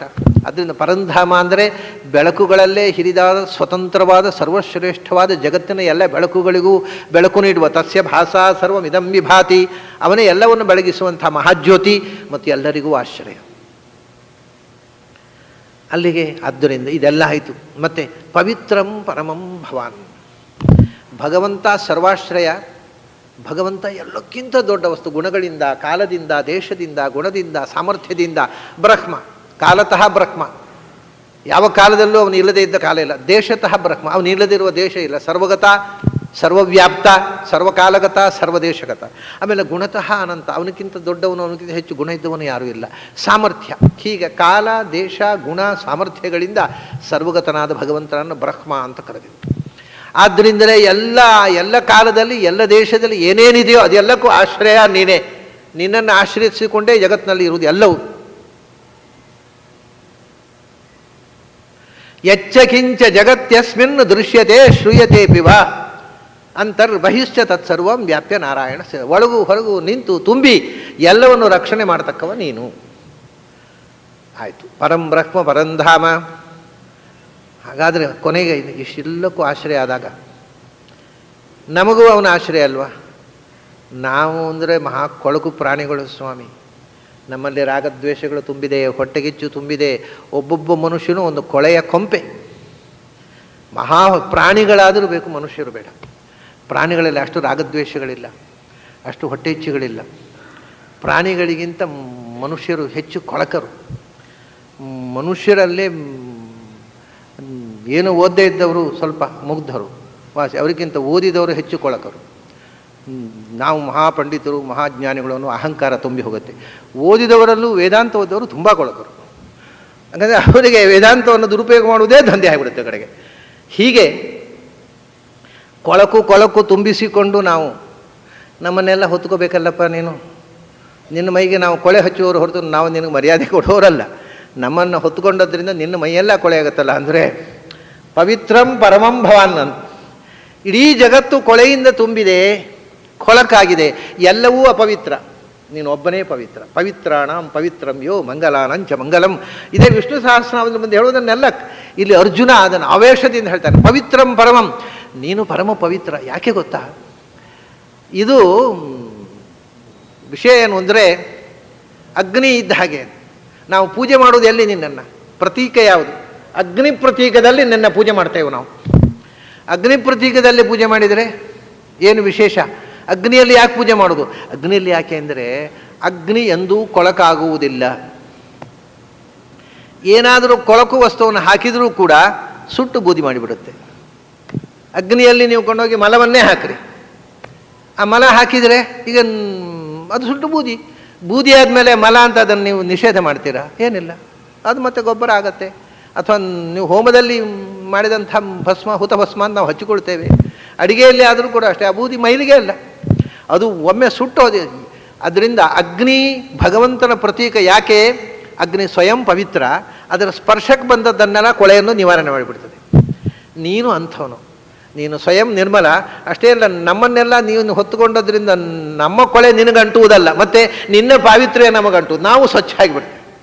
ಎಲ್ಲವನ್ನೂ ಜಗತ್ತನ್ನು ಪಾವನಗೊಳಿಸ್ತಕ್ಕಂಥ ಪರಮಶಕ್ತಿ ನೀನು. ನಮ್ಮ ಕೊಳೆಯನ್ನೆಲ್ಲ ತೊಳೆದು ನಮ್ಮನ್ನು ಸ್ವಚ್ಛ ಮಾಡಲಿಕ್ಕೆ ನಿನಗೊಬ್ಬನಿಗೆ ಸಾಧ್ಯ, ಇನ್ಯಾವರಿಂದೂ ಸಾಧ್ಯ ಇಲ್ಲ. ಅದನ್ನು ಪವಿತ್ರಂ ಪರಮಂ, ಪರಮ ಪವಿತ್ರವಾದ ವಸ್ತು. ನಿನ್ನ ಸ್ಪರ್ಶದಿಂದ ನಾವು ಪವಿತ್ರರಾಗಬೇಕು. ಇದಿಷ್ಟು ಅರ್ಜುನನಿಗೆ ಕೃಷ್ಣನನ್ನು ನೋಡಿದಾಗ ಓ ಕೃಷ್ಣ ಅಂತ ಅನ್ನಲಿಲ್ಲ ಅವನು, ನೀನು ಪರಬ್ರಹ್ಮ, ನನಗೀಗ ತಿಳಿತಪ್ಪ, ನೀನು ಪರಬ್ರಹ್ಮ, ನೀನು ಪರಂಧಾಮ, ನೀನು ಪರಮ ಪವಿತ್ರ, ನಿನ್ನ ಸಹವಾಸದಿಂದ ನಾನು ಪವಿತ್ರನಾಗಬೇಕು. ನನ್ನಲ್ಲಿ ಕೊಳೆ ತುಂಬಿದೆ, ನನ್ನಲ್ಲಿ ರಾಗದ್ವೇಷಗಳು ತುಂಬಿವೆ, ನನ್ನಲ್ಲಿ ಶತ್ರುವಿನ ಬಗ್ಗೆ ದ್ವೇಷ, ಅಸೂಯೆ, ಅಸಹನೆ ಎಲ್ಲ ತುಂಬಿದೆ. ನಿನ್ನ ಅನುಗ್ರಹದಿಂದ ನಾನು ಪವಿತ್ರ ಆಗಬೇಕು, ನಿನ್ನಿಂದ ಆಶ್ರಿತನಾಗಿ ನಿನ್ನಿಂದ ನಾನು ಆ ಎತ್ತರವನ್ನು ಏರಿ ಪೂರ್ಣತ್ವವನ್ನು ಪಡಿಬೇಕು ಅನ್ನುವ ಬಯಕೆ ಎಷ್ಟು ಅದಮ್ಯವಾಗಿ ಈ ಪದಗಳಲ್ಲಿ ವ್ಯಕ್ತವಾಗಿದೆ ಅಂದರೆ ನೀವು ಅದನ್ನು ಗೀತೆಯನ್ನು ಓದುವಾಗ ಅನುಭವಿಸಬೇಕು, ಪಠನ ಮಾಡುವಾಗ. ಅರ್ಜುನಿಗೆ ತಾನು ಕೃಷ್ಣ, ಯುದ್ಧರಂಗ, ಸಂಬಂಧ, ಭೌತಿಕವಾದ ರಿಲೇಷನ್ಶಿಪ್ಪು ಎಲ್ಲವೂ ಮರೆತು ಹೋಗಿ ಅವನು ಭಗವಂತನನ್ನು ನೋಡ್ತಾ ಇದ್ದಾನೆ. ಕೃಷ್ಣನಲ್ಲಿ ದೇಶಕಾಲಾತೀತವಾದಂಥ ಪರತತ್ವವನ್ನು ನೋಡ್ತಾ ಹೇಳ್ತಾನೆ, ಪರಂ ಬ್ರಹ್ಮ ಪರಂಧಾಮ ಪವಿತ್ರಂ ಪರಮಂ ಭವಾನ್. ಅದು ಕಡೆಗೆ ಅವನಿಗೆ ಮಧ್ಯೆ ಇದು ನನ್ನದೇ ಉದ್ವೇಗವೋ ಕಡೆಗೆ. ಕೆಲವು ಸರ್ತಿ ಏನಾಗುತ್ತೆ ಅಂದರೆ ನಮಗೆ ಒಂಥರ ಉದ್ವೇಗದಿಂದ ನಾವು ಅತಿಶಯವಾಗಿ ಎಕ್ಸಾಜರೇಟ್ ಮಾಡ್ತೇವೆ. ನನಗೆ ಈಗ ಕೃಷ್ಣನ ಹತ್ರ ಕೂತ್ಕೊಂಡು ಕೃಷ್ಣನ ಮಾತು ಕೇಳಿ ಒಂಥರ ನನಗೆ ಉದ್ವೇಗದಿಂದ ನಾನು ಎಕ್ಸಾಜರೇಟ್ ಮಾಡ್ತಾ ಇದ್ದೇನೋ ಕೃಷ್ಣನನ್ನು. ಯಾವಾಗಲೂ ಒಬ್ಬ ಸಾಧಕನಿಗೆ ದೇವರ ಬಗ್ಗೆ ಉಪಾಸನೆ ಮಾಡುವಾಗ ಇದು ಬಹಳ ಮುಖ್ಯವಾಗುತ್ತೆ. ಯಾಕೆಂದರೆ ದೇವರ ಬಗ್ಗೆ ನಾವು ಏನು ಕಲ್ಪನೆ ಮಾಡಿದರೂ ಅದು ನಮ್ಮ ಕಲ್ಪನೆ, ಸಾಕ್ಷಾತ್ಕಾರ ಅಲ್ಲ. ಕಲ್ಪನೆ ಎನ್ನುವುದು ನಮ್ಮ ಮನಸ್ಸಿನ ಸ್ಥಿತಿಯನ್ನು ಹೊಂದಿಕೊಂಡು ಮನಸ್ಸಿನಲ್ಲಿ ತುಂಬ ಉತ್ಸಾಹ ಇದ್ದಾಗ ಏನೇನೋ ಹೊಸ ಹೊಸ ಕಲ್ಪನೆಗಳು ಬರ್ತವೆ, ಅವೆಲ್ಲ ಸತ್ಯ ಆಗಿರಬೇಕಾಗಿಲ್ಲ. ಹಾಗಾಗಿ ದೇವರ ಬಗ್ಗೆಯೂ ಈಗ ನಮ್ಮಲ್ಲಿ ಎಷ್ಟು ಮತಗಳಿವೆ, ದೇವರ ಬಗ್ಗೆ ಅಷ್ಟು ಮತದವರು ಬೇರೆ ಬೇರೆ ಕಲ್ಪನೆ ಮಾಡಿದ್ದಾರೆ. ಎಲ್ಲರೂ ದೇವರ ಭಕ್ತರೇ, ಅವರವರ ಬುದ್ಧಿಯ ಮಟ್ಟಕ್ಕೆ ತಕ್ಕಂತೆ ಕಲ್ಪನೆಗಳಿರ್ತಾವೆ ಹೊರತು ಭಗವಂತ ಹೇಗಿದ್ದಾನೆ ಹಾಗೆ ನಮ್ಮ ಕಲ್ಪನೆ ಇರುವುದಲ್ಲ. ನಮ್ಮ ಬುದ್ಧಿ ಹಾಗೆ ಚಿಂತಿಸುತ್ತೆ, ಹಾಗೆ ಕಲ್ಪನೆಗಳಿರುವುದು. ಆದ್ದರಿಂದ ಇದು ನನ್ನ ಬುದ್ಧಿಯ ಮಟ್ಟದಿಂದ ಬಂದ ಕಲ್ಪನೆಯೋ ನಿಜವಾದ ಭಗವಂತನ ವಸ್ತುಸ್ಥಿತಿಯ ಅನುಸಂಧಾನವೋ ಅಂತ ಒಂದು ಪ್ರಶ್ನೆ ಯಾವಾಗಲೂ ಸಾಧಕರಿಗೆ ಬರುತ್ತೆ. ನಾನು ಒಮ್ಮೆ ದಕ್ಷಿಣ ಕನ್ನಡ ಜಿಲ್ಲೆಯಲ್ಲಿ ಅಲ್ಲಿ ಸುಬ್ರಹ್ಮಣ್ಯದಲ್ಲಿ ಒಂದು ದಿವಸ ಉಪನಿಷತ್ತನ್ನು ಪ್ರವಚನ ಮಾಡ್ತಾ ಇದ್ದಾಗ ಒಬ್ಬರು ಅವಧೂತರು ಬಂದು ಕೂತಿದ್ರು. ಇಡೀ ಉಪನ್ಯಾಸ ಕೇಳಿದರು. ಉಪನ್ಯಾಸ ಕೇಳಿ ಆದಮೇಲೆ ಉಪನ್ಯಾಸ ಮುಗೀತು, ಬಂದು ಕೂತರು ನನ್ನ ಹತ್ರ. ನಮಗೆ ಈಗ ಧೈರ್ಯ ಬಂತು. ಅರೆ, ಇಷ್ಟವರೆಗೆ ಹೆದರಿಕೆ ಇದ್ದದ್ದೇನು, ಈಗೇನು ಧೈರ್ಯ ಬಂದದ್ದು? ನಮಗೆ ಈಗ ಧೈರ್ಯ ಬಂತು ಅಂದರು. ಏನು ಧೈರ್ಯ ಬಂತು? ಅಲ್ಲ, ನಮಗೊಂದು ಸಂಶಯ ಇತ್ತು. ಏನು? ನಾವು ಏನನ್ನ ಏನೋ ಒಳಗಿನಿಂದ ನಮಗೆ ಕಂಡಿತು ಅಂತ ತಿಳ್ಕೊಂಡಿದ್ದೇವಲ್ಲ, ಅದು ನಿಜವಾದ ಕಾಣಿಕೆಯೋ ಅಥವಾ ಕನಸೋ ಅಂತ. ನನ್ನದೇ ಭ್ರಮೆಯಿಂದ ಕಾಣುತ್ತಲ್ಲ, ಈ ಕನಸಿನ ಹಾಗೆ ನನ್ನದೇ ಹಲ್ಯೂಸಿನೇಷನ್ನು ಇರಬಹುದು ಅಥವಾ ರಿಯಲ್ ನಾವು ಏನು ಧ್ಯಾನದಲ್ಲಿ ಕಾಣ್ತೇವೆ, ಮನಸ್ಸಿನಲ್ಲಿ ಕಾಣ್ತೇವೆ, ಅದು ನಮ್ಮದೇ ಕಲ್ಪನೆಯೂ ಇರಬಹುದು. ಧ್ಯಾನ ಅನ್ನೋದು ಸತ್ಯವನ್ನೇ ತೋರಿಸುವುದಲ್ಲ. ನಾವು ಯಾವುದನ್ನು ಏಕಾಗ್ರತೆಯಿಂದ ಮನಸ್ಸಲ್ಲಿ ಚಿಂತನೆ ಮಾಡ್ತೇವೆ ಅದನ್ನು ತೋರಿಸುತ್ತೆ. ಅದು ತಪ್ಪನ್ನು ಚಿಂತನೆ ಮಾಡಿದ್ರೆ ತಪ್ಪನ್ನೇ ತೋರಿಸೋದು. ಅದು ಧ್ಯಾನ ಅನ್ನೋದು ಸತ್ಯಕ್ಕೆ ಗೈಡಲ್ಲ. ಅದು ಸತ್ಯವನ್ನು ಧ್ಯಾನ ಮಾಡಿದರೆ ಸತ್ಯ ಸಾಕ್ಷಾತ್ಕಾರ, ಅಸತ್ಯವನ್ನು ಧ್ಯಾನ ಮಾಡಿದರೆ ಅಸತ್ಯವೇ ಕಾಣುವುದು ಧ್ಯಾನದಲ್ಲಿ. ಹಾಗಾಗಿ ನಾನು ಕಂಡದ್ದು ಸತ್ಯವೋ ನನ್ನದೇ ಕಲ್ಪನೆಯೋ ಅಂತ ಅನ್ನೋ ಒಂದು ಸಂಶಯ ಇತ್ತು ನನಗೆ ಎಂದರು. ಮತ್ತು ಈಗ ಧೈರ್ಯ ಏನು ಬಂತು? ಅಲ್ಲ, ನೀವು ಇವತ್ತು ಉಪನಿಷತ್ತನ್ನು ಪ್ರವಚನ ಮಾಡಿದ್ರಲ್ವ, ಆಮೇಲೆ ಧೈರ್ಯ ಬಂತು. ಯಾಕೆ? ಏನಾದ್ರಲ್ಲಿ ನಿಮ್ಮ ಕನಸಿನ ಬಗ್ಗೆ ಏನು ಬಂತು? ನಾವು ಏನು ಒಳಗೆ ಕಂಡಿದ್ದೇವೋ ಅದನ್ನೇ ಉಪನಿಷತ್ತಿನ ಋಷಿಗಳು ಕಂಡಿದ್ದಾರೆ ಅಂತ ಹೇಳಿದ್ರಿ ನೀವು. ಹಾಗಾದ್ರೆ ನಮ್ಮದು ಭ್ರಮೆ ಅಲ್ಲ ಅಂತ ಆಯಿತು. ನಮ್ಮದು ಭ್ರಮೆ ಆಗಿದ್ರೆ ಅವ್ರಿಗೆ ಕಾಣಲಿಕ್ಕೆ ಸಾಧ್ಯ ಇಲ್ಲ, ನನ್ನ ಭ್ರಮೆ ನೀವು ಕಾಣಲಿಕ್ಕೆ ಸಾಧ್ಯ. ನಿಮ್ಮ ಭ್ರಮೆ ಬೇರೆ. ಎಲ್ಲರೂ ಏಕರೀತಿಯಾಗಿ ಕಾಣಬೇಕಾಗಿರೋ ಸತ್ಯ ಆಗಿರಬೇಕು. ಭ್ರಮೆ ಆದರೆ ಒಬ್ಬೊಬ್ಬರು ಒಂದೊಂದು ರೀತಿ. ವೇದಕಾಲದ ಋಷಿಗಳಿಗೆ ಏನು ಕಂಡಿದೆ ಅದನ್ನು ನಾನು ಕಂಡದ್ದನ್ನು ಅವರು ಕಂಡಿದ್ದಾರೆ ಅಂತ ಹೇಳ್ತೀರಿ ನೀವು. ಹಾಗಾದರೆ ನಮಗೆ ಈಗ ಧೈರ್ಯ ಬಂತು, ನಾವು ಕಂಡದ್ದು ಭ್ರಮೆ ಅಲ್ಲ, ಯಥಾರ್ಥ ಅಂತರಂಗದ ದರ್ಶನ ಅಂತ. ಇದು ಯಾವಾಗಲೂ ವೇದಗಳಲ್ಲಿ ಕೂಡ ಎಲ್ಲ ಋಷಿಗಳು, ನೀವು ಉಪನಿಷತ್ತುಗಳಲ್ಲಿ ನೋಡಿ, ಬಹಳ ವಿಚಿತ್ರ ಅಂದರೆ ಒಂದು ಸಂಗತಿ ಹೇಳ್ತಾರೆ ದೇವರ ಬಗ್ಗೆ. ಹೇಳಿ ಆದಮೇಲೆ ತದುಕ್ತಂ ಋಷಿಣ, ನಮಗಿಂತ ಹಿಂದಿನ ಋಷಿಗಳು ಹೇಳಿದ್ದಾರೆ. ಯಾಕೆಂದರೆ ನಮಗೆ ಕಂಡದ್ದನ್ನು ಕನ್ಫರ್ಮ್ ಆಗಲಿಕ್ಕೆ ನಮಗಿಂತ ದೊಡ್ಡವರು ಕಂಡ ದರ್ಶನ ನಮಗೆ, ಯಾಕೆಂದ್ರೆ ಇಲ್ಲದೆ ಮತ್ತೆ ಕರ್ಕೊಂಡೋಗಿ ತೋರಿಸಿ ಬರೋದಿಲ್ಲ, ಪ್ರತ್ಯಕ್ಷ ಇಲ್ಲ. ತದಪ್ಯೇಷ ಶ್ಲೋಕೋ ಭವತಿ ತದುಕ್ತಂ ಋಷಿಣ ಹಿಂದಿನ ಋಷಿಗಳು ಹಿಂದಿನ ವೇದ ಮಂತ್ರಗಳು ಇದನ್ನು ಹೇಳಿದ್ದಾವೆ, ಆದ್ದರಿಂದ ನಮಗೆ ಕಂಡದ್ದು ಸರಿ. ಅದಕ್ಕೆ ಸಂವಾದ ಅದೇ, ಹಿಂದಿನ ಋಷಿಗಳು ಕಂಡಿದ್ದಾರೆ ಹೀಗೆ, ಅದನ್ನು ನಮಗೆ ಕಂಡದ್ದು ಸರಿ, ಬೇರೆ ಉಪಾಯವೇ ಇಲ್ಲ. ಹಾಗೆ ಅರ್ಜುನ ಹೇಳ್ತಾನೆ, ನನಗೆ ನನ್ನದೇ ಆವೇಶವೋ ಇದು ಕಡೆಗೆ ಅಂತ ತಕ್ಷಣ ತೋರೋದವನಿಗೆ. ನನಗೆ ಹೋಗಿಬಿಟ್ಟೆ, ನೀನೇ ಬ್ರಹ್ಮ, ನೀನೇ ಧಾಮ, ನೀನೇ ಪರಮ ಪವಿತ್ರ, ಇದು ಎಂಥದ್ದು ಕಡೆ ನನ್ನದೇ ಆವೇಶವೋ. ಕೆಲವು ಶಿಷ್ಯರಿಗೆ ಆವೇಶ ಬರೋದು ಅಂತ ಉಂಟು. ಬಂದ ವೇಳೆ ಅವರ ಗುರುಗಳು ಯಾವುದೋ ಒಂದು ದೇವಾಂಶ ಸಂಭೂತರಾಗಿಬಿಡ್ತಾರೆ. ಅವರು ಇಂಥ ದೇವರ ಅವತಾರ ಅಂತ ಹೇಗೆ ಅಂದರೆ ಇವರ ಆವೇಶ ಅಷ್ಟೇ, ಅವ್ರು ಯಾವ ಆವೇಶದ ಅವತಾರವೂ ಇರೋದಿಲ್ಲ. ಆದರೆ ಶಿಷ್ಯರ ದೃಷ್ಟಿಯಲ್ಲಿ ನಮ್ಮ ಗುರುಗಳು ಬ್ರಹ್ಮಾಂಶ ಸಂಭೂತರು, ವಾಯುವಂಶ ಸಂಭೂತರು, ರುದ್ರಾಂಶ ಸಂಭೂತರು, ದೈತ್ಯಾಂಶ ಸಂಭೂತರು, ಏನೇನೋ ಅಂಶ ಸಂಭೂತರಾಗ್ತಾರೆ. ಇದೇ ಅಂದರೆ ಇವರದೇ ಭ್ರಮೆಗಳು. ನಮ್ಮ ಗುರುಗಳು ಅಂದಮೇಲೆ ಜಗತ್ತಿನಲ್ಲಿ ಅವರಿಷ್ಟು ದೊಡ್ಡವರು ಇನ್ನೊಬ್ಬರು ಇರಲಿಕ್ಕಿಲ್ಲ, ಹಾಗಾದ್ರೆ ಯಾವ ದೇವರಾಗಬಹುದು ಅಂತ ಇವರೇ ಹಣೆ ಬಟ್ಟೆ ಹಚ್ಚಿಬಿಡೋದು, ಅವ್ರಿಗೆ ಒಂದು ಟೈಟ್ಲ್ ಕೊಟ್ಟು ದೇವಾಂಶ ಸಂಭೂತರು ಹೇಳಿಬಿಡೋದು. ಇದು ಭಯಾನಕ ಇದೆ ನಮ್ಮಲ್ಲಿ, ಈ ರೋಗ ಬಹಳ ಜಾಸ್ತಿ. ಪಾಪ ಅಂಥ ಶಿಷ್ಯರು ಸಿಕ್ಕಿಬಿಟ್ರೆ ಗುರುಗಳು ಪಡಬೇಕಾಗತ್ತೆ, ಒದ್ದಾಟ ಅವರಿಗೆ. ಯಾಕೋದುಂಟಾ, ಒಂದು ಹೀಗೆ ಎಲ್ಲ ತಿಳ್ಕೊಂಡು ಜನ ಅನ್ಯಥಾ ಉಪಾಸನೆ ಮಾಡೋ ಪ್ರಸಂಗ. ಮತ್ತೊಂದೇನು ಅಂದರೆ, ಕೆಲವೊಮ್ಮೆ ಶಿಷ್ಯರೆಲ್ಲ ಹೇಳಿದಾಗ ಗುರುಗಳಿಗೂ ಹೌದೋ ಏನೋ ಅಂತ ಕಂಡುಬಿಡೋದು. ಎಲ್ಲರೂ ಹೇಳ್ತಾರೆ ಆಗ ನಾನೇ ರುದ್ರಾಂಶ ಸಂಭೂತ ಏನೋ ಅಂತ ಕೆಲವರಿಗೆ ಭ್ರಮೆ ಬಂದುಬಿಡೋದು. ಇದು ಎರಡೂ ಅಧಪಾತಕ ದಾರಿ.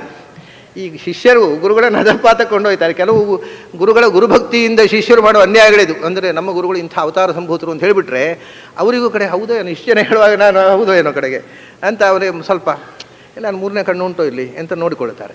ಈ ಥರ ಭ್ರಮೆಗೆ ಒಳಗಾಗಿಬಿಡ್ತಾವೆ ಪಂಡಿತರು. ಮಹಾ ಕಷ್ಟ, ಪಂಡಿತರಿಗೆ ಭ್ರಮೆ ಜಾಸ್ತಿ ಯಾವಾಗಲೂ. ಇಂಥ ಹೊಗಳಿಬಿಟ್ರೆ ಅಂತೂ ಪೂರಾ ಹಾಳಾಗಿಬಿಡ್ತಾವೆ ಪಂಡಿತರು. ಆದ್ದರಿಂದ ಸತ್ಯ ಅನ್ನೋದು ಆವೇಶದಿಂದ ಕೂಡಿರಬಾರ್ದು, ಆವೇಶರಹಿತವಾದ ಸತ್ಯ ದರ್ಶನ ಬೇಕು. ನನ್ನದು ಆವೇಶವು ಕಡೆ ಈಗ ಕೃಷ್ಣನ ಬಗ್ಗೆ ಅಂದಾಗ ಅವನು ಹೇಳ್ತಾನೆ ಅಲ್ಲ, ಯಾಕೆಂದರೆ ಪುರುಷಂ ಶಾಶ್ವತಂ ದಿವ್ಯಂ ಆದಿದೇವಂ ಅಜಂ ವಿಭುಂ ಆಹುಸ್ತ್ವಾಂ ಋಷಯ ಸರ್ವೇ. ಅರೆ, ಎಲ್ಲ ಋಷಿಗಳು ಅದನ್ನೇ ಹೇಳ್ತಾರೆ, ನನ್ನ ಭ್ರಮೆ ಅಲ್ಲ ಇದು ಅಂತಾನೆ. ನಾನು ಒಬ್ಬರೇ ಕಂಡದ್ದಾದರೆ ನನ್ನ ಭ್ರಮೆ ಇರಬಹುದು, ಎಲ್ಲ ಋಷಿಗಳು ನಾನು ಕಂಡ ಸತ್ಯವನ್ನು ಹೇಳ್ತಾ ಇದ್ದಾರೆ, ಹಾಗಾದ್ರೆ ನನ್ನ ಭ್ರಮೆ ಅಲ್ಲ. ಅವನು ಸಮರ್ಥನೆ, ಅದು ಬ್ಯೂಟಿಫುಲ್. ಅದು ಪುರುಷ, ನಿನ್ನನ್ನು ಪುರುಷ ಅಂತ ಕರೀತಾರೆ. ಪುರುಷ ಅಂದರೆ ಗಂಡಸು ಅಲ್ಲ. ಪುರುಷ ಅಂದರೆ ಶಬ್ದಕ್ಕೆ ಅರ್ಥ ಏನು? ಪುರದಲ್ಲಿ ಇರುವ ಜೀವ ಅಂತ. ಪುರ ಅಂದರೆ ದೇಹ, ಸಾಧನ ಶರೀರ. ಪುರುಷ ಅಂದರೆ ನಮ್ಮ ಲೋಕದಲ್ಲಿ ವೈದಿಕ ಅರ್ಥ, ಶಾಸ್ತ್ರೀಯ ಅರ್ಥ, ಸಾಧನ ಶರೀರದಲ್ಲಿ ಇರುವ ಸಾಧಕ ಜೀವ, ಗಂಡಸರು ಅಂತಲ್ಲ. ಸಾಧನೆಗೆ ತನ್ನನ್ನು ಒಗ್ಗಿಸಿಕೊಂಡ, ತನ್ನ ಮೈಯನ್ನು ಸಾಧನೆಗೋಸ್ಕರ ಉಪಯೋಗಿಸುವ ಸಮಸ್ತ ಜೀವರು, ಗಂಡಸರು ಪುರುಷರು, ಹೆಂಗಸರು ಪುರುಷರು. ಯಾರು ಸಾಧನೆಗೋಸ್ಕರ ಈ ದೇಹವನ್ನು ಬಳಸುವುದಿಲ್ಲ ಅವರು ಗಂಡಸರು ಪುರುಷರಲ್ಲ, ಹೆಂಗಸರಂತೂ ಅಲ್ವೇ ಅಲ್ಲ. ಅದು ಅವರೇ ಒಪ್ಕೋತ, ನಾವು ಪುರುಷರಲ್ಲ, ನಾವು ಗಂಡಸರು ಪುರುಷರು. ಪುರುಷ ಅಂದರೆ ಸಾಧನ ಶರೀರದಲ್ಲಿ ಇರುವ ಸಾಧಕ ಜೀವ. ಹೆಂಗಸರು ಆಗ್ಬೋದು, ಗಂಡಸರು ಆಗ್ಬೋದು. ಪುರುಷ ಶಬ್ದಕ್ಕೆ ಗಂಡಸರು ಅಂತ ಅರ್ಥ ಅಲ್ಲ ಫಿಲಾಸಫಿಯಲ್ಲಿ. ಅದು ರೂಢಿಯಲ್ಲಿ ಬಂದ ಅರ್ಥ, ಲೌಕಿಕ ಅರ್ಥ, ವೈದಿಕ ಅರ್ಥ ಅಲ್ಲ. ಲೌಕಿಕದಲ್ಲಿ ಪುರುಷರು, ಪುರುಷ ಪ್ರಧಾನ ಸಮಾಜ ಇದೆಲ್ಲ ಬಂದುಬಿಟ್ಟಿದೆ ಏನೇನೋ. ಅದು ಅದಕ್ಕೆ ಫಿಲಾಸಫಿಗೆ ಸಂಬಂಧ ಇಲ್ಲ. ಫಿಲಾಸಫಿಯಲ್ಲಿ ಪುರುಷ ಅಂದರೆ ಸಾಧನ ಶರೀರದಲ್ಲಿರತಕ್ಕ ಜೀವ, ಇದು ಒಂದು ಅರ್ಥ. ಆದರೆ ಅರ್ಜುನ ಹೇಳ್ತಾನೆ, ನಾವು ಯಾರೂ ಪುರುಷರಲ್ಲ, ನೀನೇ ಪುರುಷ. ನಾವು ಯಾರು? ಅರ್ಜುನನ ಆ ಕಾಲದ ಮಹಾಪುರುಷ ಅವನು, ಗಂಡುಗಲಿ. ಪುರುಷ ಅಂದರೆ ಗಂಡಸು ಅಂದರೆ ಪೌರುಷಕ್ಕೆ ಖ್ಯಾತನಾದವ ಅರ್ಜುನ. ಪೌರುಷ ಅಂದರೆ ಪುರುಷತ್ವ. ಪುರುಷತ್ವದ ಶಿಖರದಲ್ಲಿ ನಿಂತ ಅರ್ಜುನ ಹೇಳ್ತಾನೆ, ನಾನು ಪುರುಷ ಅಲ್ಲ, ನೀನು. ಯಾಕೆಂದರೆ ಪುರದಲ್ಲಿರುವವರೆಲ್ಲ ಪುರುಷರಲ್ಲ. ಪುರದಲ್ಲಿರುವವರು ಅಂತ ಇಟ್ಟುಕೊಂಡು ನಾವು ಸಾಧನ ಶರೀರ. ಹೌದು, ಪುರದಲ್ಲಿ ಇರುವವರು ಅಂದರೆ ಪುರದಲ್ಲಿ ಪುರಂ ಅಣತಿ ಅಂದರೆ ಸರಿ. ಆದರೆ ನೋಡಿ, ಒಂದು ನಾನಿರುವುದು ಈ ಪುರದಲ್ಲಿ, ನೀವು ನಿಮ್ಮ ಪುರದಲ್ಲಿ, ಒಬ್ಬೊಬ್ಬರು ಒಂದೊಂದು ಪುರದಲ್ಲಿ ಇರೋದು. ಯಲ್ಲಾಪುರದಲ್ಲಿ ಯಾರಿರೋದು? ಯಲ್ಲಾಪುರ ಅಂದರೆ ಹುಬ್ಬಳ್ಳಿ ಹತ್ತಿರದ ಯಲ್ಲಾಪುರ ಅಲ್ಲ, ಎಲ್ಲ ಪುರಗಳಲ್ಲಿ, ಎಲ್ಲ ಪುರದಲ್ಲಿ ಇರೋನು ಯಾರು? ಅವನು ಪುರುಷ. ಎಲ್ಲರ ದೇಹದೊಳಗೆ ಅಂತರ್ಯಾಮಿ ಆಗಿರೋ. ನಮಗೆ ನಮ್ಮ ದೇಹ ಬಿಟ್ಟು ಇನ್ನೊಂದು ದೇಹ ಪ್ರವೇಶ ಇಲ್ಲ. ಅವನಿಗೆ ಎಲ್ಲ ಕಡೆಯೂ ಫ್ರೀ ಅಡ್ಮಿಷನ್. ಎಲ್ಲ ಪುರಗಳಲ್ಲಿ ಇರುವವನು ಪುರುಷ. ಪುರೇಶು ನ ಕೇವಲ ಏಕಸ್ಮಿನ್ ಪುರೇ ಕಿಂತು ಸರ್ವೇಷು ಪುರೇಶು ಶೇತೆ. ಅದಕ್ಕೆ ಉಕಾರ ಅಲ್ಲಿ ಹೂ ಅನ್ನೋದು, ಆಕೆ ಹೂ ಯಾಕೆ ಬಂತು? ಅತಿಶಯಾರ್ಥ. ಅತಿಶಯ ಏನಂದರೆ ಎಲ್ಲ ಪುರಗಳು ಅಂತ. ಒಂದೇ ಪುರ ಆದರೆ ಪುರ, ಎಲ್ಲ ಪುರ ಅಂದರೆ ಪುರುಷು ಪುರೇಶು. ಅನೇಕ ಅನಂತ ಶರೀರಗಳಲ್ಲಿ ಹೋಗಿ ನೆಲೆಸಿರುವವ ಯಾರು? ಅಂತರ್ಯಾಮಿಯಾಗಿ ಭಗವಂತ. ಆದ್ದರಿಂದ ನೀನು ಪಿಂಡಾಂಡ ಅಂತ ಇದ್ದ ಎಲ್ಲ ಪಿಂಡಾಂಡದೊಳಗೂ ಇರುವವ. ನಾವು ಒಂದೊಂದು ಪಿಂಡಾಂಡ. ಅಷ್ಟೇ. ಅದು ಎಲ್ಲ ಪಿಂಡಾಂಡದೊಳಗೂ ಪ್ರವೇಶ ಇಲ್ಲ. ನೀನು ಎಲ್ಲ ಪಿಂಡಾಂಡದೊಳಗೂ ಪ್ರವೇಶ ಮಾಡಿದವ, ಅದರಿಂದ ನೀನು ಪುರುಷ. ಅಷ್ಟೇ ಅಲ್ಲ, ಮತ್ತು ಈ ಪಿಂಡಾಂಡಗಳಿಗಿಂತ ದೊಡ್ಡದಾದಂಥದ್ದು ಒಂದು ಪುರ ಇದೆ. ಯಾವುದು? ಬ್ರಹ್ಮಾಂಡ, ಯೂನಿವರ್ಸು. ಎಲ್ಲ ಪಿಂಡಾಂಡಗಳನ್ನು ಹೊತ್ತುಕೊಂಡಿರುವ ಬ್ರಹ್ಮಾಂಡ ಅನ್ನೋದು ನಿನ್ನ ದೊಡ್ಡ ಪುರ. ಅಂಥ ಪುರುವಾದ ಪುರದಲ್ಲಿ ನೆಲೆಸಿದವ ನೀನು, ಬ್ರಹ್ಮಾಂಡದಲ್ಲೆಲ್ಲ ತುಂಬಿದವ. ಅಷ್ಟೇ ಅಲ್ಲ, ಮತ್ತೆ ಪುರುಷ, ಆ ಬ್ರಹ್ಮಾಂಡಕ್ಕಿಂತಲೂ ಪುರುಷ, ಅದಕ್ಕಿಂತಲೂ ದೊಡ್ಡವ ನೀನು. ಬ್ರಹ್ಮಾಂಡ ಅನ್ನೋದು ಇಡೀ ವಿಶ್ವದ ಅನಂತ ಆಕಾಶದಲ್ಲಿ ಒಂದು ಬದಿಯಲ್ಲಿರುವಂಥದ್ದು. ಆ ಅನಂತ ಆಕಾಶದವನ್ನೆಲ್ಲ ವ್ಯಾಪಿಸಿದುವ ನೀನು. ಅದರಿಂದ ಬ್ರಹ್ಮಾಂಡಕ್ಕಿಂತಲೂ ದೊಡ್ಡವ ನೀನು, ಅದನ್ನ ನೀನು ಪುರುಷ. ಪಿಂಡಾಂಡದಲ್ಲಿ ತುಂಬಿರುವವನಾದ್ದರಿಂದ ಪುರುಷ, ಬ್ರಹ್ಮಾಂಡದಲ್ಲಿ ತುಂಬಿರುವವನಾದ್ದರಿಂದ ಪುರುಷ, ಬ್ರಹ್ಮಾಂಡದಿಂದಲೂ ಆಚೆಗೆ ನಿಂತು ಮೀರಿ ನಿಂತ ದೊಡ್ಡ ಮಹಾ ಬ್ರಹ್ಮ, ಅತಿ ಮಹತ್ತಾದಂಥ ವಸ್ತು, ಆದ್ದರಿಂದ ಬ್ರಹ್ಮ. ಮತ್ತು ಎಲ್ಲ ಗುಣಗಳಿಂದ ಪೂರ್ಣನಾದ್ದರಿಂದ ನೀನು ಪುರುಷ. ಸಪೂರ್ಣತ್ವಾತ್ ಪುಮಾನ್ನಮ ಪುರತಿ ಅಥವಾ ಪಿಪರ್ತಿ ಪೂರ್ಣವತಿ, ಪರಿಪೂರ್ಣನಾದ್ದರಿಂದ. ಅದೇ ಬ್ರಹ್ಮ ಶಬ್ದಕ್ಕೆ ಏನು ಅರ್ಥವಾದೇ ಅರ್ಥ. ಎಲ್ಲ ಗುಣಗಳಿಂದ ಪರಿಪೂರ್ಣನಾದವ ಪುರುಷ, ಅದು ನೀನು. ಅಷ್ಟೇ ಅಲ್ಲ, ಸರತೀತಿ ಪುರುಷ ಅಂತ ನಮ್ಮಲ್ಲಿ ಅಂದರೆ ಬ್ರಹ್ಮಜ್ಞಾನಿ, ಪೂರ್ವವಾದಂಥ ಬ್ರಹ್ಮನನ್ನು ತಿಳಿದವ. ಬ್ರಹ್ಮನನ್ನು ತಿಳಿದವರು ಯಾರು? ಅವನೇ. ಅವನಷ್ಟು ತಿಳಿದವರು ಯಾರೂ ಇಲ್ಲ. ಅವನ ಬಗ್ಗೆ ಅವನಿಗೆ ಇರುವಷ್ಟು ಇನ್ಫಾರ್ಮೇಷನ್ ನಮಗಂತೂ ಇಲ್ಲ. ಆದ್ದರಿಂದ ನಿನ್ನನ್ನು ತಿಳಿದವನು ನೀನು ಮಾತ್ರ, ಆದ್ದರಿಂದ ನೀನು ಪುರುಷ. ಇದಕ್ಕಿಂತಲೂ ಮುಖ್ಯವಾಗಿ ಅವನು ಹೇಳೋದು, ಪುರುಷ ಸೂಕ್ತ ಪ್ರತಿಪಾದ್ಯ ನೀನು, ಆದ್ದರಿಂದ ಪುರುಷ. ಸಹಸ್ರ ಶೀರ್ಷ ಪುರುಷ. ಮುಂದೆ ಅದೇ ಸಹಸ್ರ ಶೀರ್ಷ, ಸಹಸ್ರಾನನ, ಸಹಸ್ರ ಪಾದ, ಸಹಸ್ರ ಕರಗಳಿಂದ ದರ್ಶನ ಕೊಡ್ತಾನೆ. ಪುರುಷ ಶಬ್ದ ವಾಚ್ಯನಾದ ನನ್ನನ್ನು ನೀನು ಉಪಾಸನೆ ಮಾಡಿದೆಯಲ್ಲ, ನೋಡುವುದು. ನೀನು ಪುರುಷ ಸೂಕ್ತ ಪ್ರತಿಪಾದ್ಯ. ಪುರುಷ ಸೂಕ್ತ ಪ್ರತಿಪಾದ್ಯ ಅಂತ ಯಾಕೆ ಹೇಳಿದಂದರೆ, ಯಾರು ಪುರುಷ ಸೂಕ್ತ ಪ್ರತಿಪಾದ್ಯನೋ ಅವನಿಗೆ ಗಾಯತ್ರಿ ಪ್ರತಿಪಾದ್ಯ. ಗಾಯತ್ರಿಯ ವಿಸ್ತಾರ ಪುರುಷ ಸೂಕ್ತ. ಆದ್ದರಿಂದ ನೀನು ಗಾಯತ್ರಿ ಪ್ರತಿಪಾದ್ಯ. ನೀನು ಗಾಯತ್ರಿ ಪ್ರತಿಪಾದ್ಯ ಆದ್ದರಿಂದಲೇ ಗಾಯತ್ರಿಯ ಮೂಲ ರೂಪ ವ್ಯಾಹೃತಿ. ನೀನು ವ್ಯಾಹೃತಿ ಪ್ರತಿಪಾದ್ಯ ಆದ್ದರಿಂದಲೇ ವ್ಯಾಹೃತಿಯ ಮೂಲ ರೂಪ ಓಂಕಾರ. ನೀನು ಓಂಕಾರ ಪ್ರತಿಪಾದ್ಯ. ನೀನು ಓಂಕಾರ ಪ್ರತಿಪಾದ್ಯ, ಆದ್ದರಿಂದ ವ್ಯಾಹೃತಿ ಪ್ರತಿಪಾದ್ಯ, ಅದರಿಂದ ಗಾಯತ್ರಿ ಪ್ರತಿಪಾದ್ಯ, ಅದರಿಂದ ಪುರುಷಸೂಕ್ತ ಪ್ರತಿಪಾದ್ಯ. ಪುರುಷಸೂಕ್ತ ಪ್ರತಿಪಾದ್ಯ ಆದ್ದರಿಂದ ಪುರುಷಸೂಕ್ತದ 3 ವರ್ಗಗಳೇ 3 ವೇದಗಳು, ವೇದತ್ರಯ ಪ್ರತಿಪಾದ್ಯ. ಸರ್ವವೇದ ವೇದ್ಯ. ಇದು ಪುರುಷಂ ಅನ್ನೋ ಶಬ್ದದಿಂದ ಅರ್ಜುನ ಅನುಸಂಧಾನ ಮಾಡಿರುವ ಅರ್ಥಗಳಲ್ಲಿ ಕೆಲವು, ಅವನಿಗೆ ಇನ್ನೂ ಹೆಚ್ಚು ಅರ್ಥ ಗೊತ್ತಿದ್ದೆ, ನಮ್ಗೆ ಗೊತ್ತಿದ್ದಷ್ಟೇ ಅಲ್ಲ, ನಮಗೆ ಅದರಿಂದ ಕಾಣುವ ಅರ್ಥಗಳಲ್ಲಿ ಕೆಲವು ನಿಮ್ಮ ಮುಂದೆ ಇಟ್ಟೆ ಅಷ್ಟೇ. ಹೀಗೆ ಪುರುಷ ಶಬ್ದದಿಂದ ನೀನು ಸರ್ವವೇದ ಪ್ರತಿಪಾದ್ಯ, ನೀನು ಓಂಕಾರ ಪ್ರತಿಪಾದ್ಯ, ನೀನು ಗಾಯತ್ರಿ ಪ್ರತಿಪಾದ್ಯ. ನಿನ್ನನ್ನು ಪೂರ್ಣವಾಗಿ ತಿಳಿದವನು ನೀನೇ. ನೀನು ಪಿಂಡಾಂಡದೊಳಗೆ ತುಂಬಿದವ, ಬ್ರಹ್ಮಾಂಡದೊಳಗೆ ತುಂಬಿದವ, ಪಿಂಡಾಂಡ ಬ್ರಹ್ಮಾಂಡಗಳಿಂದ ಆಚೆಗೆ ತುಂಬಿದವ, ಮತ್ತು ಎಲ್ಲ ಗುಣಗಳಿಂದ ಪರಿಪೂರ್ಣನಾದವ ಅಂತ ನಾನು ಹೇಳುವುದಲ್ಲ. ಆಹುಸ್ತ್ವಾಂ ಋಷೇ. ಹೀಗೆ ಎಲ್ಲ ಋಷಿಗಳು ಹೇಳ್ತಾರೆ. ನಾನು ಹೇಳುವುದೇನು ನನ್ನದು ಭ್ರಮೆ ಅಲ್ಲ ಇದು. ಯಾಕೆಂದರೆ ಜ್ಞಾನಿಗಳೆಲ್ಲ ಒಪ್ಪಿಕೊಂಡ ಸಂಗತಿ. ಆಹುಸ್ತ್ವಾಂ ಋಷಯ ಸರ್ವೇ. ಎಲ್ಲ ಋಷಿಗಳು ಇದನ್ನು ಒಪ್ಪಿದ್ದಾರೆ. ಋಷಿಗಳು ಅಂದರೆ ಜ್ಞಾನಿಗಳು, ಭಗವಂತನನ್ನು ಕಂಡವರು, ಭಗವಂತನನ್ನು ಕಂಡ ಜ್ಞಾನಿಗಳು. ದೇವತೆಗಳು ಆಯಿತು, ವಿಶೇಷವಾಗಿ ಋಷಿಗಣ. ಋಷಯ ಅನ್ನೋ ಶಬ್ದ ಜನರಲ್ ಆಗಿ ಜ್ಞಾನಿ, ಋಷಿ ಜ್ಞಾನೇ, ಋಷಜ್ಞಾನೇ ಅಂತ ಪ್ರಾಚೀನ, ಋಷಿ ಜ್ಞಾನೇ ಅಂತ ಈಗ ಧಾತುಪಾಠ ಹೇಳ್ತಾರೆ. ಏನೇ ಇರಲಿ ಅದರ ಅರ್ಥ ಜ್ಞಾನಿ. ಎಂಥ ಜ್ಞಾನ? ಭಗವಂತನ ಜ್ಞಾನ ಉಳ್ಳವರು. ಯಾವ್ಯಾವ ಜ್ಞಾನ ಉಂಟು, ನಮಗೂ ನಮ್ಮ ಹೆಂಡತಿ ಮಕ್ಕಳ ಜ್ಞಾನ ಇದೆ ಅಂದರೆ ಅದು ಜ್ಞಾನ ಅಲ್ಲ. ಭಗವಂತನ ಜ್ಞಾನ ಇದ್ದವರು ಜ್ಞಾನಿಗಳು, ಅವರು ಋಷಿಗಳು.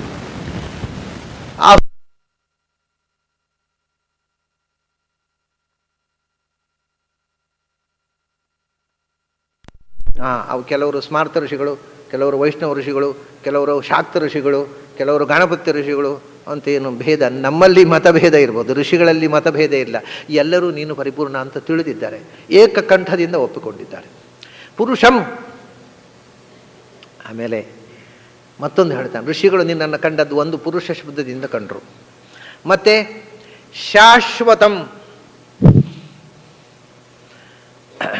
ಶಾಶ್ವತ ಅನ್ನುವ ಶಬ್ದಕ್ಕೆ ತುಂಬ ಅರ್ಥ ಉಂಟ್ರಿ. ಪ್ರಪಂಚ ಅಶ್ವತ್ಥ. ಯಾಕೆಂದರೆ ಭಗವಂತ ಶಾಶ್ವತ ಆದ್ದರಿಂದ. ಶಂ ಪ್ಲಸ್ ಅಶ್ವತಂ, 2 ಶಬ್ದಗಳನ್ನು ನೀವು ಮೊದಲು ಜೋಡಿಸಿಕೊಳ್ಳಿ. ಶಾ ಪ್ಲಸ್ ಅಶ್ವತ, ಶಾಶ್ವತ. ಅಶ್ವತ ಅಂದರೆ ಏನು? ಅಶ್ವ ಅಂದರೆ ಭಗವಂತನ ಒಂದು ಹಯಗ್ರೀವ ರೂಪ. ಹಯಗ್ರೀವ ರೂಪವೇ ಆಗಬೇಕಾಗಿಲ್ಲ, ಭಗವಂತನ ಎಲ್ಲ ರೂಪಗಳಿಗೂ ಅಶ್ವ ಅಂತ ಹೆಸರು. ಯಾಕೆ? ಆಶುವಾನಾದ್ಗತೇ ಅಶ್ವ, ಎಲ್ಲ ಕಡೆಗೂ ಸದಾ ನಿರಂತರ ಹೋಗುವವನು, ಎಲ್ಲವನ್ನೂ ನಿರಂತರ ತಿಳಿಯುವವನು ಅಂತ ಅರ್ಥ. ಒಂದು ಕಡೆಯಿಂದ ಒಂದು ಕಡೆ ಹೋಗಲಿಕ್ಕೆ ಅವನಿಗೆ ಸಮಯ ಬೇಕಿಲ್ಲ, ಯಾಕೆಂದರೆ ಸರ್ವಗತ ಅವನು. ತಿಳಿಯಲಿಕ್ಕೆ ಹೊತ್ತು ಬೇಕು, ಯಾಕೆಂದರೆ ಸರ್ವಜ್ಞ ಅವನು. ಅದರಿಂದ ಎಲ್ಲವನ್ನು ಎಲ್ಲರಿಗಿಂತ ಮೊದಲು ತಿಳಿದವನು, ಎಲ್ಲರಿಗಿಂತ ಮೊದಲು ಎಲ್ಲೆಡೆಗೆ ಹೋದವನು ಅಂತ ಅಶ್ವ ಅಂದರೆ. ವೇಗವಾಗಿ ಹೋಗಬಲ್ಲವನು. ಅದನ್ನು ಶಯಾನೋ ಯಾತಿ ಸರ್ವತಃ ಆಸೀನೋ ದೂರಂ ವ್ರಜತಿ, ಇದನ್ನೇ ಹೇಳಿದವರು ಅಶ್ವಾನ್. ಕೂತಲ್ಲಿ ಕೂತೇ ಇದ್ದು ಬಹಳ ದೂರ ಹೋಗ್ತಾನೆ, ಮಲ್ಕೊಂಡೇ ಇರ್ತಾನೆ, ಎಲ್ಲೆಲ್ಲಿಗೋ ಹೋಗ್ತಾನೆ. ಶಯಾನ, ನಮ್ಮ ಹೃದಯ ಗುಹೆಯಲ್ಲಿ ಮಲಗಿರ್ತಾನೆ, ಎಲ್ಲ ಕಡೆ ತುಂಬಿರ್ತಾನೆ. ಇದು ಅದನ್ನೇ ಅಶ್ವಾನ್. ಎಲ್ಲಕ್ಕಿಂತ ವೇಗವಾಗಿ ಎಲ್ಲ ಕಡೆ ಹೋಗಬಲ್ಲವ, ಎಲ್ಲಕ್ಕಿಂತ ವೇಗವಾಗಿ ಅಂದರೆ ಎಲ್ಲರಿಗಿಂತ ಮೊದಲು ಎಲ್ಲವನ್ನು ತಿಳಿಯಬಲ್ಲವ ಅಶ್ವ. ಹೀಗೆ ಅಶ್ವಶಬ್ದ ವಾಚ್ಯನಾಗಿ ಭಗವಂತ ಇಲ್ಲಿ ನೆಲೆಸಿರುವುದರಿಂದ, ಇಲ್ಲಿ ತತನಾಗಿರುವುದರಿಂದ ಈ ಜಗತ್ತಿಗೆ ಅಶ್ವತ್ಥ ಅಂತ ಹೆಸರು. ಇದು ಅಶ್ವತ್ಥ ಯಾಕೆ ಅಂದರೆ ಅಶ್ವನಾಮಕನಾದ ಭಗವಂತ ಇಲ್ಲಿ ತತನಾಗಿ ಸ್ಥಿತನಾಗಿದ್ದಾನೆ. ಆದ್ದರಿಂದ ಇದು ಅಶ್ವತ್ಥ ಆದದ್ರಿಂದ ಈ ಅವನು ಅಶ್ವನಾಗಿ ತತನಾದ ಅವನು ಅಶ್ವಥ. ಅಶ್ವಥ ಇಲ್ಲಿ ಸ್ಥಿತನಾದ್ರಿಂದ ಇದು ಅಶ್ವತ್ಥ. ತತನಾದ ಅಶ್ವ ಅಥವಾ ಅದೇ ತತನ ಅಶ್ವ, ಎಲ್ಲ ಕಡೆ ವ್ಯಾಪಿಸಿ ಇರತಕ್ಕಂಥ ಭಗವಂತ ಅಶ್ವಥ. ಎಲ್ಲ ಕಡೆ ಇದ್ದಾನೆ ಅಂದರೆ ದುಷ್ಟರ ಒಳಗೂ ಇದ್ದಾನೆ, ಸಜ್ಜನರ ಒಳಗೂ ಇದ್ದಾನೆ, ಪಾಪಿಗಳ ಒಳಗೂ ಇದ್ದಾನೆ, ಪುಣ್ಯವಂತರ ಒಳಗೂ ಇದ್ದಾನೆ, ದುಃಖಿಗಳ ಒಳಗೂ ಇದ್ದಾನೆ, ಸುಖಿಗಳ ಒಳಗೂ ಇದ್ದಾನೆ. ಹಾಗಾದರೆ ದುಃಖ ಪಡುವವರ ಒಳಗೆ ಇರುವ ಭಗವಂತನಿಗೆ ದುಃಖ ಆಗೋದಿಲ್ವ ಅಂದರೆ ಅದಕ್ಕೆ ಹೇಳೋ ಅಲ್ಲಯ್ಯ, ಈಗ ಒಳ್ಳೆ ಕಷ್ಟ ಆಯ್ತಲ್ಲ. ಈ ಮನೆಯೊಳಗೆ ಆಕಾಶ ಇದೆ, ಮನೆಯೊಳಗೆ ಆಕಾಶ ಇದ್ದರೆ ಮನೆ ಬೆಂಕಿ ಬಿತ್ತು. ಮನೆಗೆ ಬೆಂಕಿ ಬಿತ್ತಾ? ಮನೆ ಸುಟ್ಟು ಹೋಯ್ತಾ? ಹೌದು. ಆಕಾಶ ಸುಟ್ಟು ಹೋಗಲಿಲ್ವಾ ಅಂತ ಕೇಳಿದಾಗ ಆಯ್ತದು. ಅಲ್ಲೇನೆ ಆಕಾಶ ಸುಟ್ಟು ಹೋಗುತ್ತಾ? ಮನೆಯೊಳಗೆ ಇದೆ, ಸುಟ್ಟು ಹೋಗೋದಿಲ್ಲ. ಹಾಗೆಯೇ ನಿನ್ನೊಳಗೆ ಇರ್ತಾನೆ, ಅವನಿಗೆ ದುಃಖ ಆಗೋದಿಲ್ಲ. ಯಾಕೆಂದರೆ ಆಕಾಶದ ಹಾಗೆ ನಿರ್ಲಿಪ್ತವಾದ ವಸ್ತು ಅದು. ಅದರಿಂದ ಶಂ ಅಂತಂದರು. ಇಡೀ ಪ್ರಪಂಚದಲ್ಲಿ ತುಂಬಿರುವವನು, ಆದರೆ ಶಂ ಆನಂದ ರೂಪ, ದುಃಖದ ಸ್ಪರ್ಶ ಇಲ್ಲದೆ ಆನಂದಮಯನಾಗಿ ಈ ದುಃಖಮಯವಾದ ಜಗತ್ತಿನಲ್ಲಿ ತುಂಬಿರುವವನು. ಅದರಿಂದ ಶಾಶ್ವತ ಅವನು. ಹೌದು, ಈ ಜಗತ್ತಿನಲ್ಲಿ ತುಂಬಿದ್ದಾನೆ ಆನಂದ ಸ್ವರೂಪನಾಗಿ. ಆಮೇಲೆ ಅವನಿಗೆ ರಿಟೈರ್ಮೆಂಟ್ ಇಲ್ವಾ? ನಮಗೆಲ್ಲ ಒಂದು ರಿಟೈರ್ಮೆಂಟ್ ಉಂಟಪ್ಪ. ನಮಗೆ ಅವಸರ ಜಾಸ್ತಿ ಆಗಿ ನಾವು ಒಮ್ಮೊಮ್ಮೆ ವಾಲಂಟರಿ ರಿಟೈರ್ಮೆಂಟ್ ಕೂಡ ತೊಗೋತೇವೆ. ಇನ್ನು ಸುಮ್ಮನೆ ಯಾರು ಹೋಗ್ತಾರೆ ಆಫೀಸಿಗೆ, ಬೇಡ ರಗಳೆ ಅಂತ. ಆ ಕಡೆ ಆಫೀಸು ಇಲ್ಲ, ಈ ಕಡೆ ವೇದಾಂತವೂ ಇಲ್ಲ. ಕಡೆಗೆ ಎರಡೂ ಬಿಟ್ಟು ಹೋಗುತ್ತೆ. ವೇದಾಂತಕ್ಕೆ ಅಂತ ಆಫೀಸ್ ಬಿಡೋದು, ಆಫೀಸಿಗೆ ಅಂತ ವೇದಾಂತ ಬಿಡೋದು, ಕಡೆ ಎರಡೂ ಇಲ್ಲ. ಹಾಗಾಗತ್ತೆ. ನಾವು ವಾಲಂಟರಿ ರಿಟೈರ್ಮೆಂಟ್ ತೊಗೊಂಡು ವೇದಾಂತ ಓದಲಿಕ್ಕೆ ಆಗಲಿಲ್ಲ. ದೇವರಿಗೆ ಯಾವಾಗ ರಿಟೈರ್ಮೆಂಟು? ರಿಟೈರ್ಮೆಂಟು ಅಂತ ಹೇಳ್ಬೇಕಾದ್ರೆ ಅಪಾಯಿಂಟ್ಮೆಂಟ್ ಹೇಳ್ಬೇಕಲ್ಲ. ಯಾವಾಗ ಅಪಾಯಿಂಟ್ಮೆಂಟ್ ಅಂತ ಹೇಳ್ರಿ? ಆಮೇಲೆ ಹೇಳ್ತೇನೆ. ಭಗವಂತನಿಗೆ ರಿಟೈರ್ಮೆಂಟ್ ಯಾವಾಗ ಅಂದರೆ ಅಪಾಯಿಂಟ್ಮೆಂಟ್ ಯಾವಾಗ ಹೇಳ್ರಿ? ಅನಾದಿ ಕಾಲದಿಂದ ಇರೋವನಿಗೆ ಅನಂತ ಕಾಲದವರೆಗೆ ಅವನು ರಿಟೈರ್ಮೆಂಟ್ ಏನಿದೆ? ಶಾಶ್ವತಂ, ಶಾಶ್ವತ ಏಕಪ್ಪ, ಅನಂತವ ಕಾಲದವರೆಗೂ ಏಕರೀತಿಯಿಂದ ಇರೋ ಅವನಲ್ಲಿ ಬದಲಾವಣೆಗಳಿಲ್ಲ. ಒಮ್ಮೆ ವಯಸ್ಸಾಗೋದು, ರಿಟೈರ್ ಆಗೋದು, ಅಪಾಯಿಂಟ್ಮೆಂಟ್ ಆಗೋದು, ಸಣ್ಣ ವಯಸ್ಸು ಇಲ್ಲ. ಎಲ್ಲ ಕಾಲ ಅನಂತ ಕಾಲದಲ್ಲೂ ಏಕರೀತಿಯಿಂದ ಇರತಕ್ಕ ವಸ್ತು ಅಪ್ಪ ಅದು. ಅದು ಯಾವಾಗಲೂ ಪುರುಷ. ಅದರಿಂದ ಅವನು ರಿಟೈರ್ ಆದಮೇಲೆ ಮುಂದೆ ಯಾರು ಅಧಿಕಾರಿಗಳು ಬರ್ತಾರೆ ಅವರು ವಶೀಲಿ ಮಾಡುವಂಥ ಏನು ಯೋಚನೆ ಮಾಡಿ ಉಪಯೋಗ ಇಲ್ಲ. ಯಾವತ್ತಾದರೂ ಇವನೇ ಅನಂತಂ ಶಾಶ್ವತಂ ದಿವ್ಯಂ. ದಿವ್ಯಂ ಅಂದರೆ ಅವನು ಹೇಳ್ತಾನೆ, ಇಲ್ಲಿ ನನ್ನ ರಥದಲ್ಲಿ ಕೂತಿದ್ಯಲ್ಲಯ್ಯ ನೀನು, ದ್ವಾರಕೆಯಲ್ಲಿ ಇರ್ತಿ, ಹಸ್ತಿನಪುರದಲ್ಲಿ ಇರ್ತಿ, ನಮ್ಮ ಜೊತೆ ಓಡಾಡ್ತಾ ಇರ್ತಿ, ಇಲ್ಲ ರಥದಲ್ಲಿ ಕೂತಿರ್ತಿ. ಆದರೆ ನೀನು ನಿಜವಾಗಿರುವುದೆಲ್ಲಿ? ದಿವ್ಯಂ, ದಿವಿಭವಂ. ದಿವಿನೇ ದಿವಪ್ಪರೆ ವೈಕುಂಠವದಲ್ಲಿ ಸದಾ ಮುಕ್ತರ ಜೊತೆಗೆ ವಿಹರಿಸುವ ಶಕ್ತಿ ಅಲ್ಲವ ನೀನು. ದಿವಿ ವೈಕುಂಠೇ ಸದಾ ತಿಷ್ಠತೀತಿ ದಿವ್ಯ, ದಿವಿ ಭವತೀತಿ ದಿವ್ಯ. ನೀನು ವೈಕುಂಠದಲ್ಲಿ ಇರತಕ್ಕಂಥ ನಾರಾಯಣನಲ್ವಿನಯ್ಯ. ವೈಕುಂಠಪತಿ ನಿನ್ನ ನಾಟಕ ಇಲ್ಲಿ ಕೂತುಬಿಟ್ಟಿದ್ದೀನಿ ನನ್ನ ಗಾಡಿಯಲ್ಲಿ. ನಾನು ಗಾಡಿಯಲ್ಲಿ ಕೂತ ನನ್ನ ಸಾರಥಿ ನನ್ನ ಬೋಬಿನ ತಿಳ್ಕೊಂಡು ಎಂಥ ದೊಡ್ಡ ಅಪರಾಧ. ನೀನು ವೈಕುಂಠಪತಿ, ನೀನು ಮುಕ್ತರಿಗೆಲ್ಲ ಸಾರಥಿ, ನನಗೆ ಮಾತ್ರ ಅಲ್ಲ. ಆದಿದೇವಂ, ಆದಿದೇವಂ, ನೀನು ಬರೀ ದೇವರಲ್ಲ. ದೇವರು ಅಂದರೆ ಸಾಕು. ಹಿಂದೆ ಹಾಗೆ ನಾವು ಹೇಳಿದವಲ್ಲ, ಬ್ರಹ್ಮ ಅಂದರೆ ಸಾಕು, ಅದನ್ನು ಪರಂಬ್ರಹ್ಮ. ನೀನು ದೇವರು ಅಂದರೆ ನೀನೊಬ್ಬನೇ. ಭರ್ಗೋ ದೇವಸ್ಯ ಧೀಮಹಿ. ದೇವರು ಅಂತ ಅದು ಪೂರ್ಣ ಅರ್ಥದಲ್ಲಿ ಇನ್ಯಾರೂ ದೇವರಲ್ಲ. ಯಾಕೆ? ದೇವರು ಅಂದರೆ ಏನು? ದಿವ್ಯಕ್ರೀಡಾಯಾಮ್. ಈ ಜಗತ್ತಿನ ಸೃಷ್ಟಿ ಸ್ಥಿತಿ ಸಂಹಾರಗಳು ಯಾರಿಗೆ ಲೀಲಾ ಮಾತ್ರವೋ ಅವನು ದೇವರು, ಇನ್ಯಾರಿದ್ದಾರೆ? ಅದು ಇಚ್ಛಾ ಮಾತ್ರ ಪ್ರಭೋ ಸೃಷ್ಟಿ, ಭಗವಂತನಿಗೆ ಮಾತ್ರ ಅದು ಅಸಾಧಾರಣವಾದ ಧರ್ಮ. ಆಮೇಲೆ ದಿವ್ಯತಿ ವಿಜಯತೆ, ಯಾರು ಎಲ್ಲರಿಗಿಂತ ಎತ್ತರದಲ್ಲಿರುವವನು ಸರ್ವೋತ್ತಮನೋ ಅವನು ದೇವ. ಇನ್ಯಾರಿದ್ದಾನೆ? 2 ಜನ ಸರ್ವೋತ್ತಮರು ಇರ್ತಾರಾ? ಆದ್ದರಿಂದ ದೇವ ಅಂದರೆ ನೀನೇ. ಆಮೇಲೆ ಎಲ್ಲ ವ್ಯವಹಾರ ನಿನ್ನನ್ನು ಬಿಟ್ಟು ಜಗತ್ತಿನ ತೃಣವಪಿ ನ ಚಲತಿ ತೇರವಿನ, ಜಗತ್ತಿನ ಸಮಸ್ತ ವ್ಯಾಪಾರವನ್ನು ಯಾರು ಮಾಡ್ತಾನೋ ಅವನು ದೇವ. ದ್ಯುತಿ, ಎಲ್ಲ ಬೆಳಕುಗಳಿಗೆ ಬೆಳಕು ನೀಡಿದವ, ಹಿಂದೆ ಹೇಳಿ ಆಯಿತು, ಪರಂಧಾಮ, ಅದು ದೇವರು. ಸ್ತುತಿ, ಸಮಸ್ತ ವೇದಗಳಿಂದ ಸಮಸ್ತ ಶಬ್ದಗಳಿಂದ ಜಗತ್ತಿನ ಸಮಸ್ತ ಭಾಷೆಯ ಎಲ್ಲ ಮಾತುಗಳಿಂದ ಮತ್ತು ಪ್ರಪಂಚದ ಪ್ರಾಣಿಗಳ ಪಕ್ಷಿಗಳ ಪ್ರಕೃತಿಯ ಎಲ್ಲ ನಾದಗಳಿಂದ ಸ್ತುತಿಸಲ್ಪಡುವವನು ಯಾರೋ ಅವನು ದೇವ. ಕ್ರೀಡಾ ವಿಜಿಗೀಷ ವ್ಯವಹಾರ ದ್ಯುತಿ ಸ್ತುತಿ. ಆಮೇಲೆ ಕಾಂತಿ ಗತಿಷು, ದಿವು ಕಾಂತವು, ಯಾರು ಸತ್ಯ ಸಂಕಲ್ಪನೋ ಅವನ ದೇವ, ಯಾರು ಗತಿ ಸರ್ವಜ್ಞನೋ ಸರ್ವಗತನೋ ಅವನ ದೇವ. ಇದು ಯಾವ ಗುಣವೂ ಇನ್ಯಾರಿಗೂ ಎಲ್ಲ ಭಗವಂತನ ಅಸಾಧಾರಣ ಗುಣಗಳು. ಆದ್ದರಿಂದ ದೇವ ಅಂತಂದರೆ ಅವನೇ. ದೇವರೂ ಇಲ್ಲ, ಒಬ್ಬನೇ ದೇವ ಇರೋದು. ದೇವರು ಅಂತ ನಾವು ಹೇಳುವುದು ಒಬ್ಬನಿಗೆ. ಯಾಕೆ? ಮುಂದೆ ಹೇಗೆ ನಾನು ಯಾವ ದೇವರು ದೊಡ್ಡವನು, ದೊಡ್ಡವರು ಅಂತ ಹೇಳೋದಿಲ್ಲ, ಏಕವಚನವೇ. ದೇವರು ಒಬ್ಬನೇ ದೊಡ್ಡವನು. ನಾವು ಅಡ್ಜೆಕ್ಟಿವ್ನಲ್ಲಿ ಸರಿ ಕರೆಕ್ಷನ್ ಮಾಡ್ತೇವೆ ನಾವು, ದೇವರು ಅಂತ ಹೇಳಿದರೂ ಕೂಡ. ದೇವರು ದೊಡ್ಡವನು, ದೇವರು ನೋಡಿಕೊಳ್ತಾನೆ.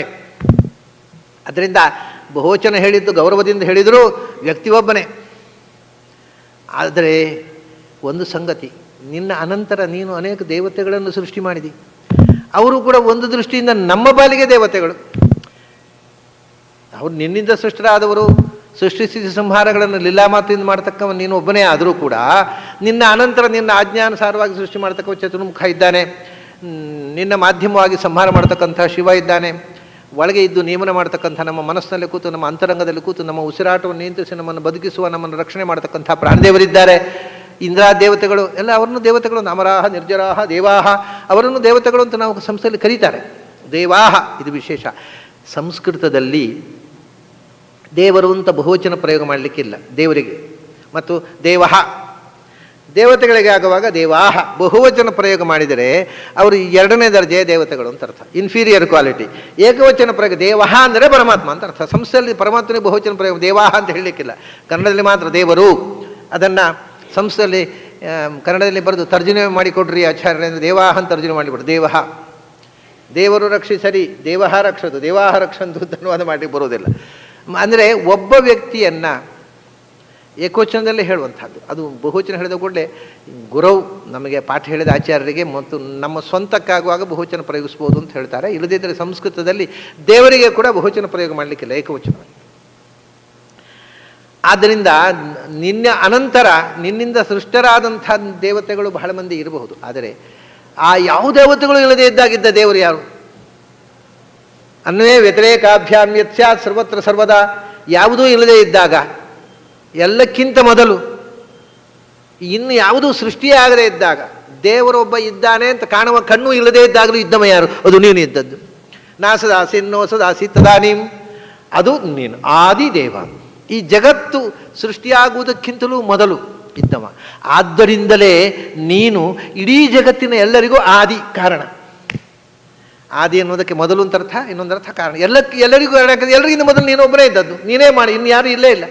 ಎಲ್ಲರಿಗೂ ಕಾರಣನಾದ, ಎಲ್ಲರಿಗಿಂತ ಮೊದಲು ಸೃಷ್ಟಿಯಾಗುವ ಮುಂಚೆ ಪ್ರಳಯ ಕಾಲದಲ್ಲೂ ಇದ್ದವ, ಅವನು ಆದಿದೇವ. ನೀನು ಪ್ರಳಯ ಕಾಲದಲ್ಲಿ ಪ್ರಳಯ ಸಮುದ್ರದಲ್ಲಿ ಕಾರಣಾರ್ಣವದಲ್ಲಿ ಶೇಷಶಾಹಿಯಾಗಿ ಮಲಗಿರುವವನು. ಇನ್ಯಾರು ಪ್ರಳಯ ಸಮುದ್ರದಲ್ಲಿ ಮಲಗಿದವರು ಸುದ್ದಿಯೇ ಇಲ್ಲ. ನೀನು ಒಬ್ಬನೇ ಶೇಷಶಾಹಿಯಾಗಿ ಮಲಗಿರ್ತೀಯ, ಆದಿದೇವ ನೀನು. ಆದ್ದರಿಂದಲೇ ನೀನು ಅಜ ನಜಾಯತೆ, ನೀನು ಹುಟ್ಟಿದ್ದೇ ದಾಖಲೆ ಇಲ್ಲ. ನೀನು ಪ್ರಳಯ ಕಾಲದಲ್ಲೂ ಇರುವವ, ಈ ಪ್ರಳಯ ಕಾಲದಲ್ಲೂ ಇದ್ದಿ, ಈ ಸೃಷ್ಟಿಯಲ್ಲೂ ಇದ್ದಿ, ಇದಕ್ಕಿಂತ ಹಿಂದಿನ ಪ್ರಳಯದಲ್ಲೂ ಇದ್ದಿ, ಅದಕ್ಕಿಂತ ಹಿಂದಿನ ಸೃಷ್ಟಿಯಲ್ಲೂ ಇದ್ದಿ, ಅದಕ್ಕಿಂತ ಹಿಂದಿನ ಪ್ರಳಯದಲ್ಲೂ ಇದ್ದಿ. ಮತ್ತು ಯಾವಾಗ ಹುಟ್ಟಿದ್ದು ನೀನು? ಅಜಂ. ನೀನು ಹುಟ್ಟುವುದು ಹೇಗೆ? ನಿನಗೊಬ್ಬ ಅಪ್ಪ ಇದ್ರಲ್ಲೋ ನೀನು ಹುಟ್ಟೋದು. ನೀನು ಎಲ್ಲರಿಗೂ ಅಪ್ಪ, ಅದು ನಿನಗೆ ಅಪ್ಪ ಇಲ್ಲ, ಅದು ನೀನು ಹುಟ್ಟಲಿಲ್ಲ ಅಂದ ಅಜ.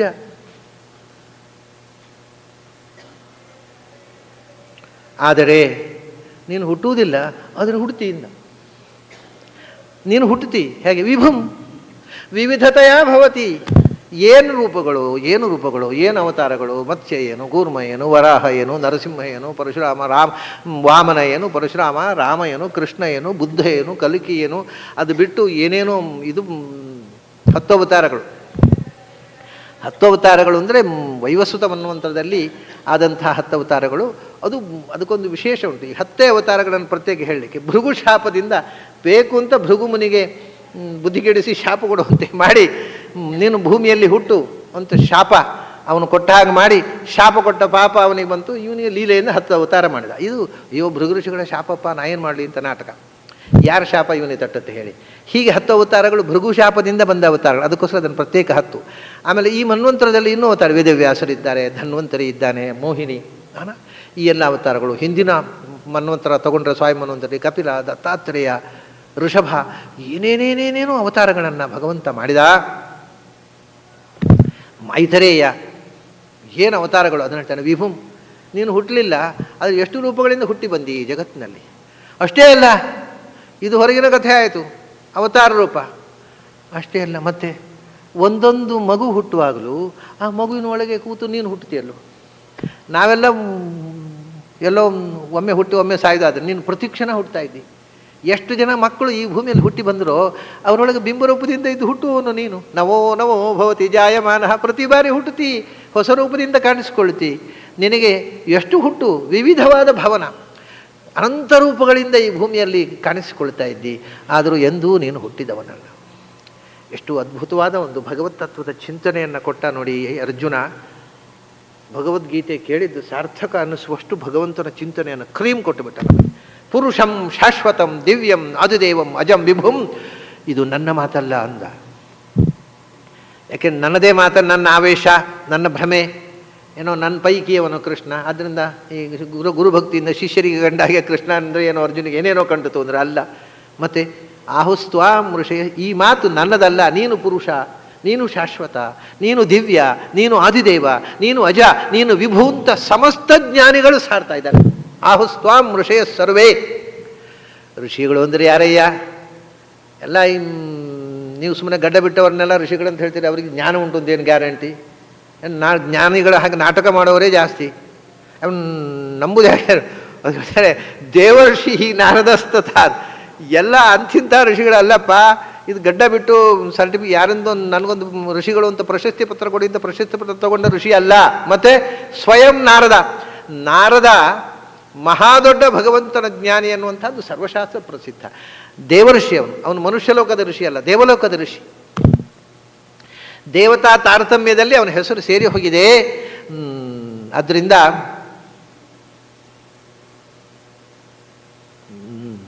ನಾರದ ಎಲ್ಲಿ ತನಕ, ಎಷ್ಟು ಎತ್ತರದ ಮಾವ. ನಾವು ಯಾವ ಪ್ರತೀಕದಲ್ಲಿ ಭಗವಂತನ ಆರಾಧನೆ ಮಾಡ್ತೇವೋ, ಅಗ್ನಿಗಿಂತ ಯೋಗ್ಯತೆಯಲ್ಲಿ ಮೇಲಿನ ಸ್ತರದಲ್ಲಿದ್ದ. ಅಗ್ನಿ 15ನೇ ಮೆಟ್ಲಲ್ಲಿದ್ದರೆ ಇವನು 14ನೇ ಮೆಟ್ಲಲ್ಲಿದ್ದಾನೆ. ಸೂರ್ಯಚಂದ್ರ ವರುಣರ ಅನಂತರ, ಯಮ ಸೂರ್ಯಚಂದ್ರ ವರುಣರ ಅನಂತರ ಅಗ್ನಿಗಿಂತ ಮೊದಲು ಬರ್ತಕ್ಕಂಥ ಬಹಳ ಎತ್ತರದ ದೇವತೆಯವನು. ಹಾಗಾಗಿ ದೇವಕೋಟಿ ಪ್ರವಿಷ್ಟ ಅವನು. ಆದರೂ ಋಷಿ. ದೇವರ್ಷಿ ನಾರದ ತಥಾ. ಸ್ವಯಂ ನಾರದರು ಹೇಳ್ತಾರೆ. ಈ ಮಾತು ಯಾಕೆ ಹೇಳಿದ್ದಾರೆ ಅಂದರೆ, ನಾರದರು ಪಾಂಡವರ ಸಭೆಗೆ ಬಂದು ಭಗವಂತನ ಮಹಿಮೆಯನ್ನು ಸಾರಿದ್ದನ್ನು ಸ್ವತಃ ಅರ್ಜುನ ಕೇಳಿದ್ದಾರೆ. ದೇವರ್ಷಿಯಾದ ನಾರದ ಎಲ್ಲಿ ತನಕ ಅಂದರೆ, ಭಗವಂತನ ಅಗ್ರಪೂಜೆ ಮಾಡಿದಾಗ ಅದನ್ನು ನಿಂತು ಅದನ್ನು ಹರಸಿ ಹೋದವರು. ಯಾರು ಇದನ್ನು ವಿರೋಧ ಮಾಡ್ತಾರೆ ಅವರು ಎಂದೂ ಉದ್ಧಾರ ಆಗೋದಿಲ್ಲ, ನಾಶವಾಗಿ ತಮಸ್ಸು ಸೇರ್ತಾರೆ ಅಂತ ಸಾರಿ ಹೋದವರು. ಮುಂದೆ ಇಂತಿಂಥ ಮಹಿಮೆಯನ್ನು ಕೃಷ್ಣ ಮಾಡ್ತಾನೆ ಅಂತ ಎಚ್ಚರಿಸಿ ಹೋದವರು. ಮಹಾದೊಡ್ಡ ಜ್ಞಾನಿ ನಾರದರು. ಅವರ ಹೆಸರೇ ನಾರಂಧ್ಯತೀತಿ ನಾರದ ಅಂತ, ಅಥವಾ ನಾರಂ ದದಾತಿ. ನಾರ ಅಂದರೆ ನರ ಸಮುದಾಯದಲ್ಲಿ ತುಂಬಿರತಕ್ಕಂಥ ಅಜ್ಞಾನ, ಇಗ್ನೋರೆನ್ಸ್, ಮಡುಕಟ್ಟಿದ ಅಜ್ಞಾನ. ಅದನ್ನು ದ್ಯತಿ, ನರ ಸಮುದಾಯದಲ್ಲಿರತಕ್ಕಂಥ ಅಜ್ಞಾನವನ್ನು ಸಂಹಾರ ಮಾಡಿ, ನರ ಅಂದರೆ ನಾಶರಹಿತನಾದ ಭಗವಂತ, ಅವನಿಗೆ ಸಂಬಂಧಪಟ್ಟ ನಾರ ಅಂದರೆ ಜ್ಞಾನವನ್ನು ದದಾತಿ, ಕೊಡುವನು. ನಮ್ಮಲ್ಲಿರತಕ್ಕಂಥ ಅಜ್ಞಾನವನ್ನೆಲ್ಲ ಕತ್ತರಿಸಿ ನಮಗೆ ಜ್ಞಾನವನ್ನು ಕೊಡ್ತಕ್ಕಂಥ ಒಂದು ಫ್ಯಾಕಲ್ಟಿ ನಾರದ ಅಂತ ಹೇಳ್ತಾರೆ. ಅಂದರೆ ನಿಮಗೆ ಇನ್ನೂ ಒಂದು ಸ್ವಲ್ಪ ಸ್ಪಷ್ಟವಾಗಿ ನಾರದ ಅಂದರೆ ಏನು ಗೊತ್ತಾ? ಮನುಷ್ಯನಲ್ಲಿ ಹಿಂದೆ ಎಲ್ಲ ನಾರದ ಬರ್ತಿದ್ದೆ, ಈಗ ಬರೋಲ್ಲ. ಯಾಕೆಂದರೆ ನಾರದ ಯಾವುದರ ದೇವತೆ ಗೊತ್ತಾ? ಅವನು ನಮ್ಮ ಒಳಗೆ ಒಂಚೂರು ಕಾರ್ಯಕ್ರಮ ಉಂಟು. ನಮ್ಮ ಇಂಟ್ಯೂಷನನ್ನು ಟ್ಯಾಕಲ್ ಮಾಡ್ತಕ್ಕಂಥ ಶಕ್ತಿ ಅದು. ಈಗ ಯಾಕೆ ಬರೋಲ್ಲ ಅಂದರೆ ಈ ಇಂಟ್ಯೂಷನೇ ಇಲ್ಲ, ಬರೀ ಇಂಟಲೆಕ್ಚುವಲ್ ಅಪ್ರೋಚು. ಹಾಗಾದರೆ ನೀವು ನಾ ಯಾಕೆ ಬರಬೇಕು ಅಂತ ಬರೋದೇ ಇಲ್ಲ ನಾರದರ. ನಿಮಗೆ ಇಂಟ್ಯೂಷನ್ ಬೆಳೆಸಿಕೊಳ್ಳಿ, ನಾರದನ ಸಾಕ್ಷಾತ್ಕಾರ ನಿಮಗಾಗುತ್ತೆ. ಇಂಟ್ಯೂಷನ್ನಿಂದ ನಾರದನನ್ನು ಕರೀರಿ, ಬರ್ತಾನೆ. ಇಂಟಲೆಕ್ಚುವಲ್ ಅಪ್ರೋಚ್ ಆದರೆ ನಾರದ ಬರೋದೇ ಇಲ್ಲ. ಅದು ನಮ್ಮ ಒಳಗೆ ಇರತಕ್ಕಂಥ ಸತ್ಯವನ್ನು ಹೊಳೆಸುವ ಇಂಟ್ಯೂಷನ್ ಉಂಟಲ್ಲ, ಅದು ಆಜ್ಞಾಚಕ್ರವನ್ನು ನಾವು ಜಾಗೃತಗೊಳಿಸಿದಾಗ ಮಾತ್ರ ನಮಗೆ ನಾರದನ ದರ್ಶನ ಆಗುತ್ತೆ, ಇದ್ರಾಗೋಲ್ಲ. ಆ ಆಜ್ಞಾಚಕ್ರದ ಜಾಗೃತಿ ಬೇಕು. ಇಲ್ಲಿ ಆಜ್ಞಾಚಕ್ರ ಅಂತ ಭ್ರೂಮಧ್ಯದಲ್ಲಿ ಇರತಕ್ಕಂಥದ್ದು, ಅದನ್ನು ಅದರ ಗ್ಲ್ಯಾಂಡ್ ಇರುವುದು ಇಲ್ಲಿ ನೋಡಿ. ಆ ಇಂಟ್ಯೂಷನ್ ಜಾಗೃತಗೊಳಿಸೋಕೆ ಅಲ್ಲಿ ಒಂದು ಗ್ಲ್ಯಾಂಡ್ ಇದೆ, ಇಲ್ಲಿ ಪೈನಿಯಲ್ ಗ್ಲ್ಯಾಂಡು ಅಂತ. ಅದು ನಮ್ಮ ಬ್ರೈನ್ ಸೆಲ್ಲಿನ ಕೆಳಗಡೆ ಒಂದು ಗ್ಲ್ಯಾಂಡ್ ಇದೆ, ಪೈನಿಯಲ್ ಗ್ಲ್ಯಾಂಡ್ ಅಂತ. ಪೈನ್ ಎಲೆಯ ಶಂಕುವಿನ ಆಕಾರದಲ್ಲಿ ಇರುವುದರಿಂದ ಅದನ್ನು ಪೈನಿಯಲ್ ಗ್ಲ್ಯಾಂಡ್ ಅಂತ ಹೇಳ್ತಾರೆ. ಅದು ನಮ್ಮಲ್ಲಿ ಹುಡುಗರು ತಪ್ಪಾಗಿ ಹೇಳ್ತಾರೆ, ಏನೋ ಪಿನಿಯಲ್ ಗ್ಲ್ಯಾಂಡ್ ಅಂತ ಏನೋ ಹೇಳ್ತಾರೆ. ಅದು ಎಲ್ಲ ಐನ್ಸ್ಟೈನ್ ಅಂತ ಹೇಳೋದಿಲ್ವ, ನಮ್ಮ ಪ್ರೊಫೆಸರ್ಗಳು ಹೇಳ್ತಾರೆ ಐನ್ಸ್ಟೀನ್ ಅಂತ. ಪಾಪ ಅವನು ಇದ್ದಿದ್ರೆ ಆತ್ಮಹತ್ಯೆ ಮಾಡಿಕೊಳ್ತಿದ್ದ. ನನ್ನ ಹೆಸರು ಹೇಳಲಿಕ್ಕೆ ಬರೋದಿಲ್ಲ, ಇವು ಏನು ಪಾಠ ಮಾಡ್ತವೆ ಅಂತ. ಅವನ ಹೆಸರು ಐನ್ಸ್ಟೈನು ಅಂತ, ಐನ್ಸ್ಟೀನು ಅಂತ ನಮ್ಮ ಪ್ರೊಫೆಸರ್ಗಳೇನು, ಸೈನ್ಸ್ ಪ್ರೊಫೆಸರ್ಸ್ಗಳೇ ಹೇಳ್ತಾರೆ. ಹಾಗೆ ಐನ್ಸ್ಟೀನ್ ಆದಾಗೆ ಪಿನಿಯಲ್ ಆಗಿಬಿಟ್ಟಿದೆ. ಅದು ಇಂಗ್ಲೀಷು ಭಾಷೆ, ಅದಕ್ಕೊಂದು ಸರಿಯಾದ ಉಚ್ಚಾರ ಇಲ್ಲ, ಯಾರು ಹೇಗೆ ಹೇಳಿದರೆ ಹಾಗೆ. ಯಾಕೆಂದರೆ ನಾನೊಂದು ಸರ್ತಿ ಕಂಗಾಲಾಗ್ಬಿಟ್ಟಿದ್ದೆ. ಒಬ್ಬ ವಿದೇಶಿಯ ಉಡುಪಿ ಬಂದ, ನಿಮ್ಮ ಮಠ ಎಲ್ಲ ತೋರಿಸಿದೆ ಅವನಿಗೆ, ಕೃಷ್ಣ ಟೆಂಪಲ್ ಎಲ್ಲ. How many disciples are here ಅಂದರೆ, ಇದೇಂತ ಡೈಸಿಪಲ್ಸ್ ಆದರೆ ಕಡೆಗೆ, ಓಹೋ you mean disciples, yes I mean disciples ಅಂತಾನೆ. ಓಹೋ ಡಿಸೈಪಲ್ ಅಂದ್ರೆ ಒಂದೇ ಇಂಗ್ಲೀಷಿಗೆ ಒಂದು ಉಚ್ಚಾರ ಅಂತ ಉಂಟು, ಹುಚ್ಚರ ಭಾಷೆ, ಏನು ಮಾತಾಡಿದ್ರು ಆಗುತ್ತೆ. ಅದು ಹೇಗೆ ಉಚ್ಚಾರ ಮಾಡಿದ್ರೆ ಹಾಗೆ, ತಲೆಗಟ್ಟು ಹಾಗೆ ಉಚ್ಚಾರ, ಅದಕ್ಕೊಂದು ಉಚ್ಚಾರ ಅಂತಿಲ್ಲ. ಅದನ್ನು ಯಾರು ಏನು ಉಚ್ಚಾರ ಮಾಡಿದ್ರೆ ಅದರ ಉಚ್ಚಾರ, ಅದಕ್ಕೆ ಸ್ವಂತವಾದ ಉಚ್ಚಾರವೇ ಇಲ್ಲ.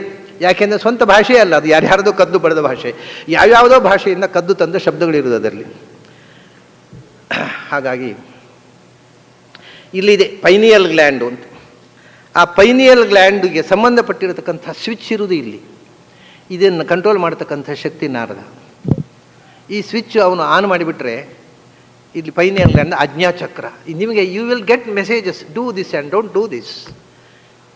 ಯಾವುದು ಮಾಡಬೇಕು, ಯಾವುದು ಮಾಡಬಾರದು, ಮುಂದೆ ಒಂದು ಸಮಸ್ಯೆ ಬಂದಾಗ ಅದನ್ನು ಹೇಗೆ ಪರಿಹಾರ ಮಾಡಬೇಕು. ಸಮಸ್ಯೆ ಬಂದ ಕೂಡ ಕೈಕಾಲು ಬಿಡ್ತೇವೆ, ಯಾರ ಹತ್ರ ಹೀಗೊಂದು ಬಂತು, ಏನು ಮಾಡೋದು ಗೊತ್ತಿಲ್ಲ, ನೀವಾರು ಹೇಳ್ರಿ, ಎಲ್ರಿಗೂ ಜೋತು ಬೀಳ್ತೇವೆ. ಅವರು ಕೈಕಾಲು ಬಿಡುವರೆ, ನಾವು ಹೇಳಿದ್ರೆ ಹೌದಾ, ನಮಗೂ ಕಂಗಾಲ ಆಯಿತು. ಒಂದು ಕಡೆಗೆ ಎಲ್ರಿಗೂ ಇಲ್ಲಿ ಮುಚ್ಚಿಕೊಂಡೆ, ಈ ಸ್ವಿಚ್ ಆನೇ ಆಗಲಿಲ್ಲ. ಈ ಸ್ವಿಚ್ ಆನ್ ಆಗದ ಹೊರತು ನೀವು ಕೇಳಿ ಏನು ಉಪಯೋಗ. So try to open this eye ಆಜ್ಞಾಚಕ್ರ, then you will get the message what to do and what not to do. ಇಲ್ಲಿ ಪೈನಿಯಲ್ ಗ್ಲ್ಯಾಂಡಿಗೆ ಸಂಬಂಧಪಟ್ಟಿರತಕ್ಕಂಥದ್ದು ಇದು ಸ್ವಿಚ್ ಇಲ್ಲಿ, ಅದಕ್ಕೆ ಸಂಬಂಧಪಟ್ಟಂಥ ಬಲ್ಬ್ ಇರುವುದು ಇಲ್ಲಿ. ಅದನ್ನು ನಿಯಂತ್ರಿಸ್ತಕ್ಕಂಥ ಶಕ್ತಿಗಳಲ್ಲಿ ನಾರದರದ್ದು ಒಂಚೂರು ಕೈವಾಡ ಇದೆ. ನಾರದರು ಒಲಿದರೆ ಈ ಸ್ವಿಚ್ ಆನ್ ಆಗಿಬಿಡ್ತದೆ, ಆಜ್ಞಾಚಕ್ರ. ಅದು ಇಂಟ್ಯೂಷನ್ನಲ್ಲಿ ನಿಮಗೆ ಇದು ಹೀಗೆ. ಇಂಟ್ಯೂಷನ್ ಯಾವಾಗಲೂ ಸತ್ಯವನ್ನೇ ಹೊಳಿಸ್ತದೆ, ಅದು ಯಾವತ್ತೂ ಢೋಂಗಿ ಹೇಳುವುದಿಲ್ಲ. ಇಂಟೆಲೆಕ್ಟು ಆಲ್ಮೋಸ್ಟ್ ಢೋಂಗಿ. ಅದು the entire intellectual approach is based on hypothesis. ಅದರಿಂದ ಹೈಪೋಥಿಸಿಸ್ ಅದರ ಬೇಸು. ಹೀಗೆ ಇರಬಹುದು, ಕಲ್ಪನಾ ವಿಲಾಸ. ಇಂಟೆಲೆಕ್ಚುವಲ್ ಬೇಸ್ ಏನು ಇಂಟೆಲೆಕ್ಟಿಗೆ? Intellect is based on hypothesis and ಇದು intuition is based on reality, real truth of the nature. ಪ್ರಪಂಚದ ಸತ್ಯವನ್ನು ಆಧರಿಸಿ ಇಂಟ್ಯೂಷನ್ ಕೆಲಸ ಮಾಡುತ್ತೆ. ಇಂಟ್ಯೂಷನ್ ಯಾವತ್ತೂ ಸುಳ್ಳು ಹೇಳುವುದಿಲ್ಲ. ಆದ್ದರಿಂದ ಹಿಂದಿನ ಋಷಿಗಳನ್ನು ಹೇಳಿದರೆ, ಯಾಕೆಂದರೆ ಅವರಿಗೆ ಇಂಟ್ಯೂಷನ್ ಓಪನ್ ಆಗಿತ್ತು. ಇಂಟ್ಯೂಷನ್ ಓಪನ್ ಆಗಲಿಕ್ಕೆ ಇಂಟ್ಯೂಷನ್ ಓಪನ್ ಮಾಡುವವನೇ ನಾರದ, ಅದಕ್ಕೆ ಮೊದಲವನ ಹೆಸರು ದೇವರ್ಷಿ ನಾರದ. ಅವನು ನಾರದನೇ ಇಂಟ್ಯೂಷನ್ನ ಓಪನ್ ಮಾಡತಕ್ಕ ಶಕ್ತಿ ನಾರದ. ಆಮೇಲೆ ಅವನಿಂದ ಇಂಟ್ಯೂಷನ್ ಓಪನ್ ಆದವರು ಎಲ್ಲರೂ ಹೇಳ್ತಾರೆ ನಿನ್ನ, ಯಾಕೆಂದರೆ ಅವರಿಗೆ ಒಳಗಣ್ಣು ತೆರೆದಿದೆ. ಒಳಗಣ್ಣಿನಿಂದ ಕೃಷ್ಣನನ್ನು ಕಂಡಿದ್ದಾರೆ, ಅವರಿಗೆ ಸತ್ಯ ಅರ್ಥ ಆಗಿದೆ. ದೇವರ್ಷಿ ನಾರದಸ್ತಥಾ ಅಸಿತೋ ದೇವಲೋ ವ್ಯಾಸ ಸ್ವಯಂಚೈವ ಬ್ರವೀಷಿಮೇ. ಆಮೇಲೆ ಅಸಿತಃ ದೇವಲ, ಬಹಳ ದೊಡ್ಡ ಋಷಿಗಳು ಆ ಕಾಲದಲ್ಲಿ. ಇವರಿಬ್ಬರನ್ನೇ ಅಸಿತ ದೇವಲರು ಅಂದರೆ ಒಂದು 2-3 ಸಂಗತಿ ಇದೆ. ಅಸಿತ ದೇವಲ ಅನ್ನೋರು ಕರ್ದಮ ಪ್ರಜಾಪತಿಯ ಇದು ಪುರಾಣಗಳಲ್ಲಿ ಅಸಿತ ದೇವಲರ ಬಗ್ಗೆ ಅನೇಕ ಕಥೆಗಳು ಬರ್ತವೆ. ಬಹಳ ದೊಡ್ಡ ಋಷಿಗಳವರು, ವೇದ ಪ್ರತಿಪಾದ್ಯರಾದವರು, ಆ ವೇದ ಮಂತ್ರದ್ರಷ್ಟಾರರು. ಅಸಿತ ದೇವಲವು ಅಂತ ಬರ್ತದೆ ವೇದದಲ್ಲಿ. ಮಂತ್ರದ್ರಷ್ಟಾರರಾಗಿ ತುಂಬ ಮಂತ್ರಗಳು ಬರ್ತವೆ ಋಗ್ವೇದದಲ್ಲಿ. ಮಂತ್ರದ್ರಷ್ಟಾರರಾದ ವೇದಕಾಲದ ಋಷಿಗಳು. ಅಷ್ಟೇ ಅಲ್ಲ, ಧರ್ಮರಾಜನ ಸಭೆಯಲ್ಲಿ ಬಂದು ಧರ್ಮರಾಜನಿಗೆ ಧರ್ಮೋಪದೇಶ ಮಾಡಿದ ಋಷಿಗಳಲ್ಲಿ ಒಬ್ಬರು ಅಸಿತ ದೇವಲರು. ಅದನ್ನು ಅರ್ಜುನ ಯಾಕೆ ಹೇಳ್ತಾರೆ ಅಂದರೆ, ಅರ್ಜುನ ಕಣ್ಣಾರೆ ಕಂಡಿದ್ದಾನೆ, ಯುಗಾಂತರದ ಈ ಋಷಿಗಳನ್ನು ತಾನು ಕಂಡಿದ್ದಾನೆ. ಮತ್ತು ಭಗವಂತನ ಅವತಾರವೇ ಆಗಿ ಋಷಿಯಾಗಿ ಬಂದ ವೇದವ್ಯಾಸರನ್ನು ಕಂಡಿದ್ದಾನೆ. ಅದನ್ನು ತಾನು ನಾರದರನ್ನು, ಅಸಿತ ದೇವಲರನ್ನು, ಇವರು ವೇದದ್ರಷ್ಟಾರರಾದ ವೇದಕಾಲದ ಋಷಿಗಳು ಅದನ್ನು ನಮ್ಮ ಸಭೆಗೆ ಬಂದು ನಮ್ಮ ಅಣ್ಣನ ಸಭೆಯಲ್ಲಿ ವಿರಾಜಮಾನರಾಗಿ ನಮಗೆ ಧರ್ಮೋಪದೇಶ ಮಾಡಿದ. ಅದನ್ನು ಅಸಿತಃ ದೇವಲ ಅಂದರೆ ಕರ್ದಮ ಪ್ರಜಾಪತಿಯ ಮಗ ಅಸಿತ, ಅಸಿತನ ಮಗ ದೇವಲ ಅಂತ ಒಂದು. ಇನ್ನೊಬ್ಬ ದೇವಲ ಇದ್ದಾನೆ.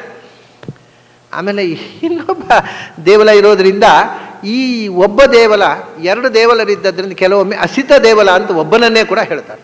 ಭಾರಿ ವಿಚಿತ್ರ ಇದು. ಅಸಿತ ದೇವಲ ಅಂತ ಇಬ್ಬರು.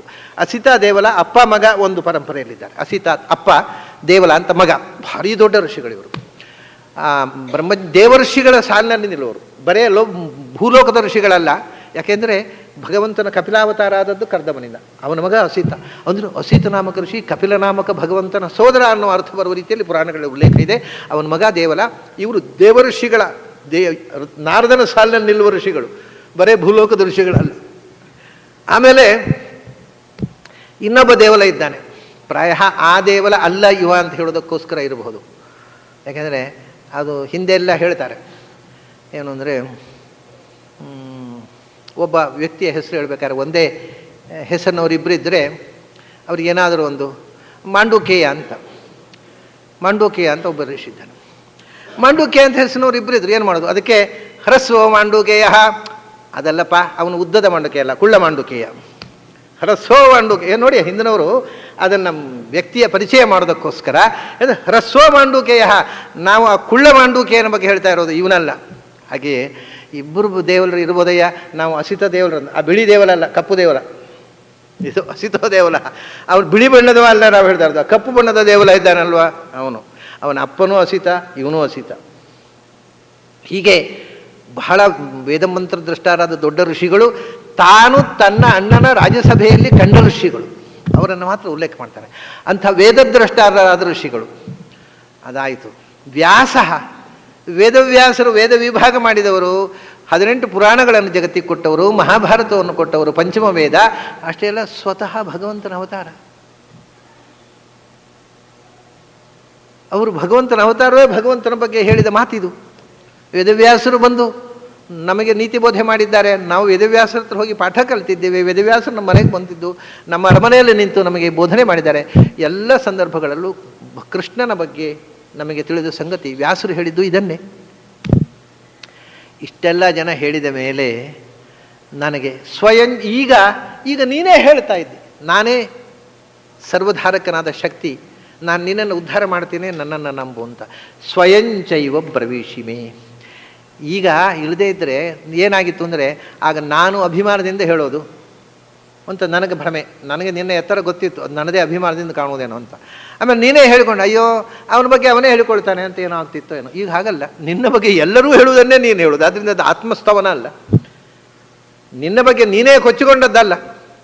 ಎಲ್ಲರೂ ನಿನ್ನ ಬಗ್ಗೆ ಏನು ಹೇಳ್ತಾರೆ ಅದನ್ನೇ ನೀನು ಹೇಳ್ತಾ ಇದ್ದಿ. ಹಾಗಾದರೆ ಇದು ಕೊಚ್ಚಿಕೊಳ್ಳುವುದಲ್ಲ, ಸತ್ಯಸ್ಥಿತಿ, ವಸ್ತುಸ್ಥಿತಿ. ನೀನೇ ನಿಂತು ಯುದ್ಧರಂಗದಲ್ಲಿ ನನಗೆ ಹೇಳ್ತಾ ಇದ್ದೀಯಾ ಈ ಅಪತ್ಕಾಲದಲ್ಲಿ. ಕೃಷ್ಣ ಸರ್ವಮೇತದೃತಂ ಮನ್ಯೇ ಎನ್ಮಾಮ್ಮತ ಸಿಕೇಶ್ವರ. ಇದು ಎಲ್ಲವೂ ಸತ್ಯ. ಯಾಕೆ? ಇಷ್ಟು ಜನ ನಾರದರು, ಇಷ್ಟು ಜನ ಋಷಿಗಳು, ವೇದವ್ಯಾಸರು ಮತ್ತು ಸ್ವಯಂ ಕೃಷ್ಣ ಹೇಳಿದ್ದು ನಾನು ಅನುಭವಿಸಿದ್ದು ಸುಳ್ಳಾದರೆ ಜಗತ್ತಿನಲ್ಲಿ ಯಾವುದೂ ಸತ್ಯ ಆಗಲಿಕ್ಕೆ ಸಾಧ್ಯ ಇಲ್ಲ. ಇಷ್ಟು ಜನ ಜ್ಞಾನಿಗಳು ಹೇಳಿದ್ದು. ಆದ್ದರಿಂದ ನೀನು ನನಗೆ ಏನು ಹೇಳಿದೆಯೋ ಕೃಷ್ಣ, ಅದನ್ನು ನನಗೆ ಎಳ್ಳಷ್ಟು ಸಂಶಯ ಇಲ್ಲ.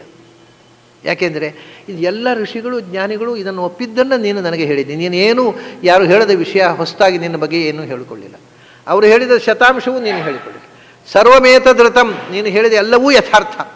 ಒಂದೇ ಒಂದು ಅತಿಶಯೋಕ್ತಿ ಇಲ್ಲ, ಒಂದೇ ಒಂದು ಅಲಂಕಾರಿಕವಾದ ಮಾತಲ್ಲ, ಎಲ್ಲವೂ ಸತ್ಯಸ್ಯ ಸತ್ಯ. ಯಥಾ ವದಸಿ ಕೇಶವ. ಯಾಕೆಂದರೆ ನೀನು ಕೇಶವ, ಇದು ಬಹಳ ಸಾಕುತ. ನೀನು ಕೇಶವ ಅಂತ ಪ್ರಸಿದ್ಧ. ಕೇಶವ ಅನ್ನೋ ಹೆಸರು ಕೃಷ್ಣಾವತಾರದಲ್ಲಿ ತುಂಬ ಪ್ರಸಿದ್ಧಿಯನ್ನು ಎಲ್ಲರೂ ಬಳಸ್ತಿದ್ರು. ಅದನ್ನು ಯಾಕೆ ಕೃಷ್ಣನಿಗೆ ಆ ಹೆಸರು ಬಂತು ಅಂದರೆ, ಅವನಿಗೆ ಬಹಳ ಸುಂದರವಾದ ಗುಂಗುರು ಕೂದಲಿತ್ತಂತೆ. ಅದು ಚಂದವೇ ಚಂದ. ಸಾಮಾನ್ಯ ಜನರಿಗೆ ಕೇಶವ ಅಂದರೆ ಅವನ ಕೂದಲು ಒಂದು ಸಾಕರಿ, ಏನು ಚಂದ, ಆ ಕೂದಲು ನೋಡಿದ್ರೇ ಸಂತೋಷ ಆಗತ್ತೆ ಅಂತ. ಕೂದಲಿನ ಚಂದದಲ್ಲೇ ಅಂದರೆ ಎಷ್ಟು ಎಕ್ಸ್ಟರ್ನಲ್ ಮನುಷ್ಯ ದೇವರನ್ನು ಅರ್ಥ ಮಾಡಿಕೊಳ್ಳುವ ಸ್ಟೇಜುಗಳನ್ನು ತೋರಿಸುವ ಶಬ್ದ ಇದು. ಈ ಕತ್ತರಿಸಿ ಬಿಸಾಡುವ ಕೂದಲಿನಿಂದ ಅಳಿಯುವವರು ಅವರು. ನಿಜವಾದ ದೇಹದ ಚೆಲುವು ಅಲ್ಲ ಅದು. ಅಷ್ಟರಲ್ಲೇ ಅವರು ಜಡ್ಜ್ಮೆಂಟ್ ಮಾಡೋರು, ಆಹಾ ಏನು ಚೆಂದ, ಆ ಹೇರ್ ಸ್ಟೈಲು ನೋಡಬೇಕು, ಆ ತಲೆ ಬಾಚುವುದೇ ಒಂದು ಚೆಂದ ಅಂತ. ಈ ಕೆಲವು ಹುಡುಗರು ಆ ಹೇರ್ ಸ್ಟೈಲ್ ಅಲ್ಲಿ ಯಾರೋ ಹೀರೋಸು ಮಾಡಿದ್ದಾನೆ, ಅವನಿಗೇನಾದರೂ ಒಂದು ಸ್ವಲ್ಪ ಒಂದು ಆಶ್ಚರ್ಯ ಏನು ಅಂದರೆ, ನಮ್ಮ ಹೀರೋಗಳು ಯಾರಾದರೂ ನಾಳೆ ಸಿನಿಮಾದಲ್ಲಿ, ಇಂಗ್ಲೀಷ್ ಸಿನಿಮಾದಲ್ಲಿ ಕೆಲವು ಬಂದಿದೆ, ನಮ್ಮ ಹೀರೋಗಳು ಯಾರಾದ್ರು ನಾಳೆ ಜುಟ್ಟು ಹಾಕ್ಕೊಂಡು ಸಿನಿಮಾ ಮಾಡಿಬಿಟ್ರೆ, ಹೀರೋ ಸಕ್ಸಸ್ಫುಲ್ ಆದರೆ ನಮ್ಮ ಎಲ್ಲ ಹುಡುಗರು ಜುಟ್ಟು ಇಟ್ಬಿಡ್ತಾರೆ. ಯಾಕಂದರೆ ಅದು ಫಿಲ್ಮ್ ಸ್ಟೈಲು. ಶಾಸ್ತ್ರದಲ್ಲಿ ಹೇಳಿದಂದು ಯಾರು ಇಡೋಲ್ಲ, ಸಿನಿಮಾದಲ್ಲಿ ಯಾರಾದರೂ ಒಬ್ಬ ಹೀರೋ ಮಾಡಿ ಅವನು ಪಾಪ್ಯುಲರ್ ಆಗಬೇಕು, ಸಕ್ಸಸ್ಫುಲ್ ಆಗಬೇಕು.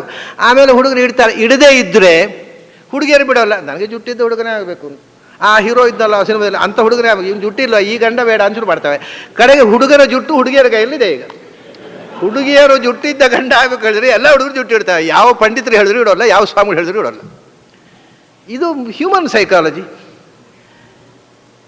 ಹಾಗಾಗಿ ಕೇಶವ ಅಂದರೆ ಕೂದಲಿನ ಚಂದದಿಂದ ಅಳೆಯುವವರು ಅಂತ. ಅವರು ನಿಜವಾಗಿ ಭಗವಂತನ ಒಳಗಿನ ಭಗವಂತನ ಕೇಶ ಭಗವತ್ ಸ್ವರೂಪ, ಅದು ಬೇರೆ ವಿಷಯ. ಆದರೆ ಏನು ಚಂದರಿ, ಅವನು ಕೂದಲೇ ಚಂದ ಅಂತ ಇಷ್ಟೇ, ಅದ್ರ ಒಳಗೆ ಹೋಗೇ ಇಲ್ಲ ಅವರು, ಅದರ ಆಳಕ್ಕೆ ಹೋಗಿಲ್ಲ. ಅವರು ಕೇಶವ ಅಂತ ಕರೆದರು ಕೃಷ್ಣನನ್ನು.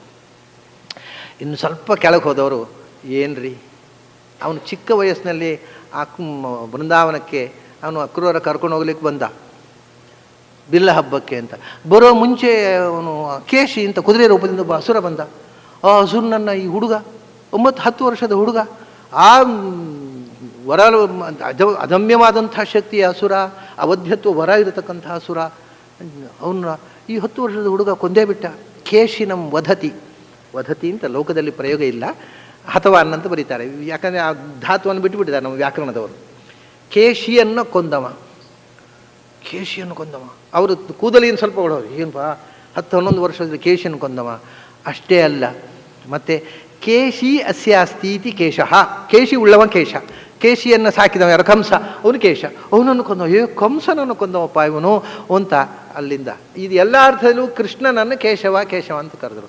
ನಿಜವಾದ ಜ್ಞಾನ ಗರ್ಗಾಚಾರ್ಯರು ಹೇಳಿದರು ನಂದಗೋಪನಿಗೆ, ನಿನ್ನ ಮಗನಿಗೆ ಕೇಶವ ಅಂತ ಹೆಸರು, ಯಾಕೆ ಅಂತ ನಿನಗೆ ಗೊತ್ತಿಲ್ಲ, ನನಗೆ ಗೊತ್ತಿದೆ ಅಂತ ಹೇಳಿ ಹೋದರು. ನಿನಗೆ ಅರ್ಥ ಆಗೋಲ್ಲ ಅದು. ಯಾಕೆಂದರೆ ಅವನಿಗೆ ವಾಸುದೇವ ಅಂತ ಹೆಸರು. ಯಾಕೆ ಗೊತ್ತಾ, ವಸುದೇವನ ಮಗ ಆದ್ದರಿಂದಲ್ಲ, ಅದಕ್ಕಿಂತ ಮೊದಲೇ ವಾಸುದೇವ ಅವ. ಇದೆಲ್ಲ ಮಾತಾಡ್ತಾರೆ ಋಷಿಗಳು. ಹಾಗೆ ಅವನು ಕೇಶವ, ಕೃಷ್ಣಾವತಾರಕ್ಕಿಂತ ಮೊದಲೇ ಕೇಶವ ಅವನು. ಯಾಕೆ? ಕಹ ಅಂದರೆ ಏನು, ಕಹ ಅಂದರೆ ಏನು ಅಂತ ನಾವು ಕೇಳೋದು. ಕಹ ಅಂದರೆ ಏನು ಅಲ್ಲ, ಕಹ ಅಂದರೆ ಪ್ರಶ್ನೆ ಅಲ್ಲ. ಕಹ ಆದಮೇಲೆ ಪ್ರಶ್ನೆಯಲ್ಲ, ಫುಲ್ ಸ್ಟಾಪ್. ಕಹ ಅಂದರೆ ಕಶ್ಚ ಬ್ರಹ್ಮ ಸಮುದ್ದಿಷ್ಟ, ಬ್ರಹ್ಮವಾಯುಗಳಿಗೆ ಕಹ ಅಂತ ಹೆಸರು ಶಾಸ್ತ್ರದಲ್ಲಿ. ದಕ್ಷ ಪ್ರಜಾಪತಿಗೂ ಇದೆ, ಭಗವಂತನಿಗೂ ಇದೆ, ಬ್ರಹ್ಮವಾಯುಗಳಿಗೆ ಕಹ ಅಂತ ಹೆಸರು. ಚತುರ್ಮುಖ ಬ್ರಹ್ಮ. ಆಮೇಲೆ ಈಶಃ, ಕ ಮತ್ತು ಈಶ. ಈಶ ಅಂದರೆ ರುದ್ರದೇವರು. ಬ್ರಹ್ಮರುದ್ರರು ಜಗತ್ತಿನ ಸೃಷ್ಟಿ ಸಂಹಾರ ಕ್ರಿಯೆಯಲ್ಲಿ ಯಾರಿಂದ ವರ್ತಯತಃ, ಬ್ರಹ್ಮರುದ್ರವು ವರ್ತಯತೀತಿ ಕೇಶವ, ಬ್ರಹ್ಮರುದ್ರಾದಿಗಳನ್ನು ನಿಯಂತ್ರಿಸುವಂಥ ಮಹಾಶಕ್ತಿ. ಇದು ಜ್ಞಾನಿಗಳ ಅರ್ಥ. ನೋಡಿ, ಒಳಕ್ಕೆ ಮೊದಲು ಕೂದಲಿನಲ್ಲಿ ಇತ್ತು, ಆಮೇಲೆ ಅವನ ಪೌರುಷಕ್ಕೆ ಬಂತು. ಈಗ ಬ್ರಹ್ಮರುದ್ರಾದಿ ಎಲ್ಲ ಪದ್ಮಪುರಾಣದ ವಿಷ್ಣು ಸಹಸ್ರನಾಮದಲ್ಲಿ ಬರ್ತಕ್ಕ ಶಬ್ದ ಇದು. ಏನು? ಶಂಭೋ ಪಿತಾಮಹೋ ಬ್ರಹ್ಮಪಿತಾ ಬ್ರಹ್ಮರುದ್ರ ಅದ್ಯುತ್ಕೃಷ್ಟ ಚೇತನಃ, ಶಕ್ರಾದ್ಯುತ್ಕೃಷ್ಟ ಚೇತನ. ಹೀಗೆ ಎಲ್ಲ ಜೀವಜಾತಕ್ಕಿಂತಲೂ ಶ್ರೇಷ್ಠನಾದವನೇನು. ಅದರಿಂದ ಎಲ್ಲರೂ ನಿನ್ನ ಹೊಗಳಲೇಬೇಕಾದ್ರೆ ಸಂಶಯವೇ ಇಲ್ಲ. ಸರ್ವೋತ್ತಮನಾದವನೇನು ಕೇಶವ. ಅದೇ ಲೋಕದಿಂದಲೂ ಕೇಶವ, ಅಧ್ಯಾತ್ಮದ ದೃಷ್ಟಿಯಿಂದಲೂ ಕೇಶವ, ಕೃಷ್ಣಾವತಾರದಲ್ಲೂ ಕೇಶವ, ಮೂಲರೂಪದಲ್ಲೂ ಕೇಶವ, ಚತುರ್ವಿಂಶತಿ ಮೂರ್ತಿಯಾಗಿಯೂ ಕೇಶವ, ದಶಾವತಾರದಲ್ಲೂ ಒಬ್ಬನಾಗಿ ಕೇಶವ. ನಿನ್ನ ಮಹಿಮೆ ಇದು ಜ್ಞಾನಿಗಳಿಗೆ ಗೊತ್ತಿದೆ. ಅದರಲ್ಲಿ ಯಾವುದೂ ಅತಿಶಯೋಕ್ತಿ ಇಲ್ಲ, ಯಾವುದೂ ಆರೋಪಿತ. ಯಾಕೆಂದರೆ ಕೆಲವರು ಹೇಳೋದು ಉಂಟು, ಉಪಾಸನೆ ಮಾಡಲಿಕ್ಕೆ ಹೇಳೋದು ಸತ್ಯ ಅಲ್ಲ, ಅದು ಯಾವುದೂ ಇಲ್ಲ, ಅದೆಲ್ಲ ಮಿಥ್ಯಾ. ಉಪಾಸನೆ ಮಾಡಿ, ಅರೆ ಮಿಥ್ಯಾ ಆದರೆ ಉಪಾಸನೆ ಯಾಕೆ ಮಾಡಬೇಕು? ಅದರಿಂದ ಸರ್ವಮೇತದರ್ಥಮನ್ನೇ, ಬರೇ ಉಪಾಸನೆಗೋಸ್ಕರ ಸುಳ್ಳು ಹೇಳುವುದಲ್ಲ, ಇದ್ದದ್ದನ್ನು ಉಪಾಸನೆ ಮಾಡುವುದು.